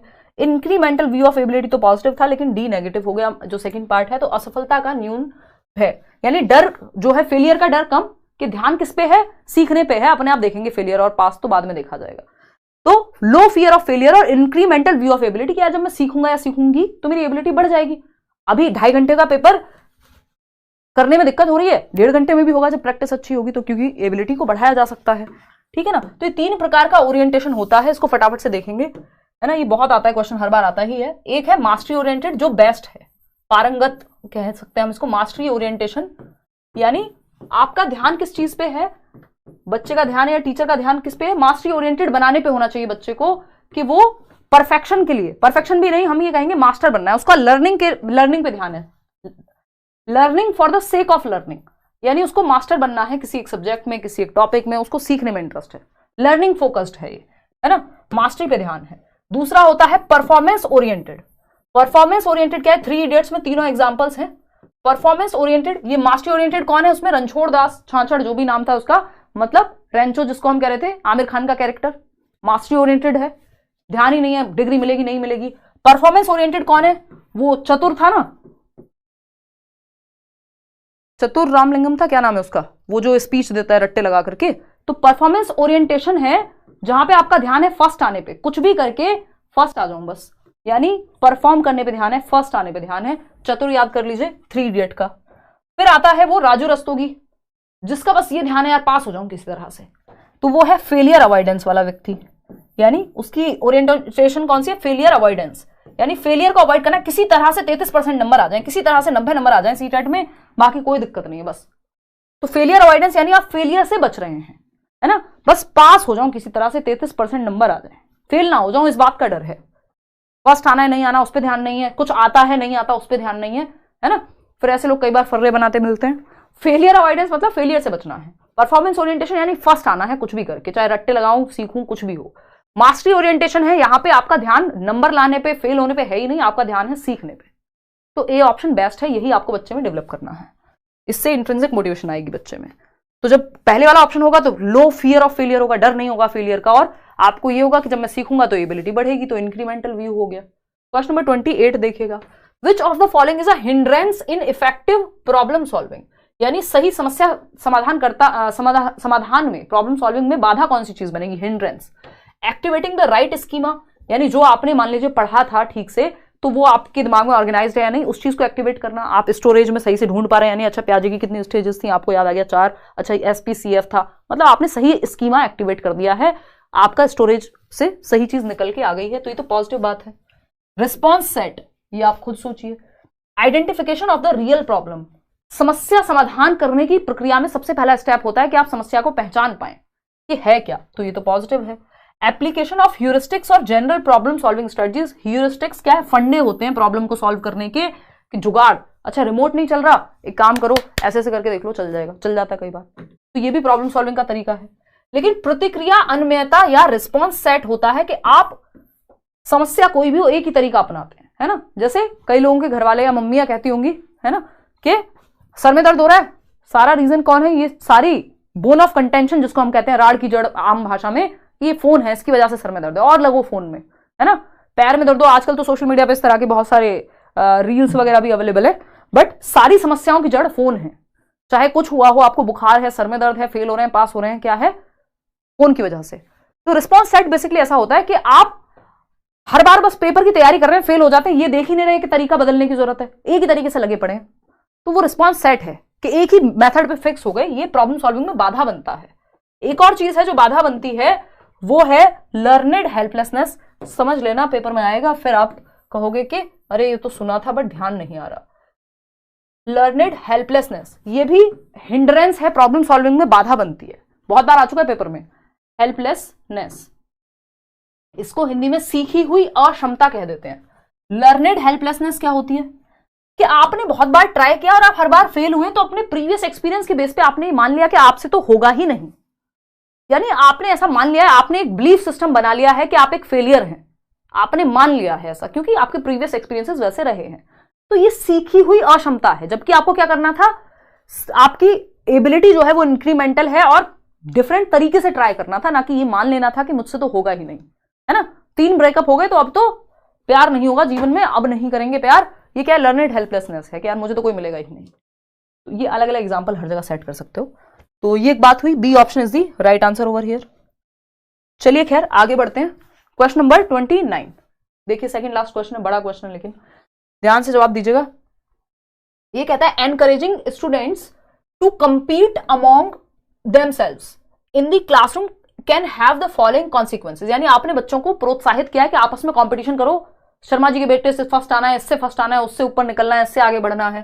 कट थ्रोट कंपटीशन, गला काट प्रतिस्पर्धा, इसके कॉन्सिक्वेंसेस क्या होंगे, इसका प्रभाव क्या होगा, परिणाम क्या होगा यदि आप बच्चे को इसी रेस में लगाए रखेंगे, तुमको इससे फर्स्ट आना है, इससे ज्यादा नंबर लेके आने हैं, ये है वो है, क्या है, तो इसका कॉन्सिक्वेंस क्या होगा, परिणाम क्या होगा, है ना। पहला ऑप्शन है it creates winners and losers with in the classroom. कि कुछ बच्चे तो, आपका ध्यान अगर सिर्फ कंपटीशन पे है तो आप ये नहीं देखेंगे आपके बच्चे ने कितना सीखा या उसकी क्षमता, वो किस तरफ अच्छा कर सकता है। आप कहेंगे 90 नंबर चाहिए हमें, हमें नहीं है, मतलब तुम क्रिकेट बहुत अच्छा खेलते हो, तो सारा ध्यान होगा कि जो नंबर ला रहा है वो विनर है, जो नंबर नहीं ला रहा वो लूजर है।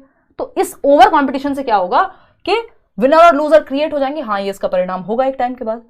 बी ऑप्शन है it increases the stress and anxiety level of students hampering their cognitive growth. यानी जितना अच्छा वो कर सकते थे, दिमाग जितना अच्छा चल सकता था, वो भी नहीं चलेगा, क्योंकि इससे बहुत स्ट्रेस और एंजाइटी हो गया कि कॉम्पीट करना है, उन्हें फर्स्ट आना है, उन्हें फर्स्ट आना है। ठीक है ना, बहुत बढ़िया कौशलेंद्र, ठीक है ना। तो ये बात भी सही है। It can create star students within a classroom whose achievements can be source of pride for schools. कि भैया हमारे स्कूल से, हमारे कोचिंग इंस्टीट्यूट से 95% रिजल्ट, ये एक हार्श रियलिटी है कंपटीशन वर्ल्ड की कि ऐसा होता ही है। ठीक है ना, तो ये स्टार निकाल देगा। बाकी बच्चे क्या है, फिर वो स्टार नहीं है, उन्हें जीने का अधिकार नहीं है, वो क्या करें, जॉब छोड़ दें, मतलब जीना छोड़ दें, नहीं ना। लेकिन इससे होगा ओवर कंपटीशन से कि स्टार क्रिएट करना शुरू कर देगा। It can prepare students to fit into the competitive market based economics. यानी सारा ध्यान बच्चे का प्रतिस्पर्धा पे चला जाएगा, बाजार केंद्रित अर्थव्यवस्था में ढलने के लिए तैयार हो जाएगा कि अगर मेरे को अच्छी नौकरी लेनी है, सारा जीवन बस नौकरी, अगर सरकारी नौकरी नहीं मिली कुछ नहीं है जीवन में, यही सपने टीचर्स भी बेचते मिलेंगे, कोई दिक्कत नहीं है। लेकिन भाई ठीक है, अगर किसी की इच्छा है तो वो ले, मेहनत करे, लेकिन सिर्फ सरकारी नौकरी पाना उद्देश्य है जीवन का, नहीं हो सकता। तो ये क्या हुआ, लेकिन अगर हम सिर्फ कॉम्पिटिटिव माइंडसेट से जाएंगे तो क्या होगा कि हम कहेंगे मार्केट, हमारा ध्यान सारा इस बात पे हो जाएगा कि हम फेल हो रहे हैं कि पास हो रहे हैं, कि हमें मार्केट बेस्ड इकोनॉमिक्स जो चल रही है उस पर ध्यान होगा। फर्स्ट, सेकंड, थर्ड, फोर्थ चारों ही बातें ये कॉन्सिक्वेंस हैं, ये सिद्ध करती हैं कि कॉम्पिटिटिव वर्ल्ड से दिक्कतें क्या होंगी। खैर आगे बढ़ते हैं लास्ट क्वेश्चन पे, क्वेश्चन नंबर 30। क्वेश्चन नंबर 30 देखिएगा, the process of meaningful learning, अर्थपूर्ण अधिगम। एक है रटंत विद्या, रोट लर्निंग, जिसको अवॉइड करना है पूरे पेपर में आपको, पूरे 90 नंबर की पेडागोजी में अलग अलग सब्जेक्ट्स की भी। और दूसरा है अर्थपूर्ण अधिगम, जिसका कोई अर्थ हो, जिसका कोई मीनिंग हो। और मीनिंग किस चीज का होता है, जो रियल लाइफ से जुड़ी हुई चीज होती है, यानी वास्तविक जीवन से जुड़ा हुआ जो भी कॉन्सेप्ट होगा, टॉपिक होगा, वो सब आपको जीवन पर्यंत याद रहता है, उसका कोई अर्थ होता है आपके लिए। तो मीनिंगफुल लर्निंग की प्रोसेस की अगर हम बात कर रहे हैं तो कौन सी नीड्स को समझा जाए बच्चे की, जिससे वो मीनिंगफुल लर्निंग कर पाए। पहला ऑप्शन है personal philosophy and perspective of the learner, यानी विद्यार्थी के निजी दर्शन शास्त्र एवं दृष्टिकोण से आप समझिए बच्चे को कि उसकी पर्सनल फिलॉसफी क्या है, उसका इंटरेस्ट किधर है, वो कैसे देखता है जीवन को या अपने इंटरेस्ट को, वो क्या करना चाहता है और उसका परिप्रेक्ष्य क्या है, पर्सपेक्टिव क्या है, नजरिया क्या है, उसकी स्ट्रेंथ क्या है, उसका वीकनेस क्या है। बात तो पॉजिटिव है, मीनिंगफुल लर्निंग होगी, क्योंकि फिर आप उस क्षेत्र में सिखाएंगे जिसमें उसका इंटरेस्ट होगा तो वो सीखेगा। बी ऑप्शन है the knowledge received by the learner from the teacher, यानी आपका ध्यान इस बात पे होना चाहिए कि क्या नॉलेज बच्चे के दिमाग में भरी गई है टीचर के द्वारा, तो ये रटंत विद्या हो जाएगी, मीनिंगफुल लर्निंग नहीं है, ये रोट लर्निंग है। और रटंत विद्या चलंत नहीं, सी ऑप्शन है the requirements of the curriculum gear towards summative assessment. देखो समेटिव असेसमेंट जजमेंट बेस्ड होता है, आप फर्स्ट आए, कितने नंबर आए, कितने परसेंट आए, ये सब नहीं, आपको फीडबैक बेस्ड चलना है, तो ये भी गड़बड़ है। Based primarily on views of expert, expert views पे बेस्ड है, बच्चे को आप देख नहीं रहे। मीनिंगफुल लर्निंग तब होगी जब आप इंडिविजुअल डिफरेंसेस, बच्चे के इंटरेस्ट, उसके एप्टीट्यूड, उसके एटीट्यूड का ध्यान रखेंगे कि वो किस क्षेत्र में बेहतर कर सकता है, उसकी स्ट्रेंथ क्या है, उसकी वीकनेस क्या है। सिर्फ एक्सपर्ट व्यू पे नहीं कि किसी रिश्तेदार ने कह दिया जो बहुत अच्छी पोस्ट पे है, कह रहे आपका बच्चा तो इससे ना हो पाएगा, इसका इंटरेस्ट नहीं, ध्यान ही नहीं है पढ़ाई में, तो आप कह रहे तुम तो नाकारा हो। अरे भाई पढ़ाई में नहीं है, किसी और चीज में होगा, देखो जाके, है ना। तो एक्सपर्ट व्यू से जीवन नहीं चलेगा, ये भी गड़बड़। Personal philosophy and perspective of the learner, विद्यार्थी के निजी दर्शन शास्त्र एवं दृष्टिकोण से क्या होगा, अगर हम इसको ध्यान में रखेंगे तो अर्थपूर्ण सीखना होगा, अर्थपूर्ण अधिगम होगा, उसका मीनिंग होगा जो भी वो सीखेगा फिर। तो A option is the only right answer, जिसमें बच्चा एक्टिव भी है। ये आंसर्स आपको मिल जाएंगे, आंसर मार्क करके नहीं, आंसर क्वेश्चन के नीचे दे देंगे आज से, ठीक है जी। टेलीग्राम पे लाइक शेयर सब्सक्राइब आप कर दीजिएगा। आउट ऑफ 30 क्वेश्चन आपने कितने ठीक किए आज? अगर 25 के आसपास भी आप लेके आ रहे हैं, मतलब आपकी तैयारी एकदम बढ़िया है, क्योंकि आपको लग रहा होगा ये आसान है, क्वेश्चन आसान है, एकदम ठीक लेवल क्वेश्चन है। ये सेट है आपका, शायद 20 दिसंबर का सेट है पेपर 2 का। तो अगर जिन्होंने पेपर 1 वाले हैं और पेपर 2 का भी सेट सॉल्व कर लिया है, मतलब सिलेबस सेम है, क्योंकि कोई दिक्कत नहीं, पेपर 2 वालों के लिए तो और अच्छा है ना। तो कोई दिक्कत नहीं है सच। और आउट ऑफ 30 क्वेश्चंस आपने कितने ठीक किए, और 1-2 सेट जरूरी है कि प्रीवियस ईयर के भी इंक्लूड किए जाएं, क्योंकि सिर्फ मुश्किल क्वेश्चन कराने से काम नहीं चलेगा, है ना। सारे कॉन्सेप्ट्स आपके इसमें कवर हो जाते हैं। तो आउट ऑफ 30 कितने ठीक हुए, और हम 9 बजे मिलेंगे 6 तारीख को सैटरडे को, मैराथन CDP का जो भी इंपॉर्टेंट टॉपिक्स है मैराथन में वो करेंगे, है ना। 6 जनवरी, नए साल की सभी को बधाइयां। नए साल में हम पहली बार मिल रहे हैं आज, है ना, 6 जनवरी को। अभी रोज है क्लास, ऐसा नहीं है कल नहीं है, कल 4 है, परसों 5 है, ठीक है। तो आज के लिए इतना ही, और OMR शीट पे जरूर प्रैक्टिस करके जाएं 2-4 सेट। कमेंट्स में बता दीजिएगा कितने आपने स्कोर किए, और कॉन्सेप्ट्स क्लियर होने चाहिए। स्कोर से भी ज्यादा फोकस इस समय ये रहना चाहिए कि जो हम पढ़ रहे हैं वो समझ में आ रहा है या नहीं, है ना। क्वेश्चन पढ़ के समझ में आना जरूरी है इस समय पे। 17, 28, 27 सोनम के, कुमारी नेहा 28, ठीक है। ऐप पर मॉक टेस्ट कहाँ लगा सकते हैं, ऑप्शन है उसमें। मैंने 13 से स्टार्ट किया था, तो 17 में से 17 सही हुए हैं, ठीक है, कोई दिक्कत नहीं। चलिए कल मिलते हैं 9 बजे शाम को, टेक केयर, रात को मतलब।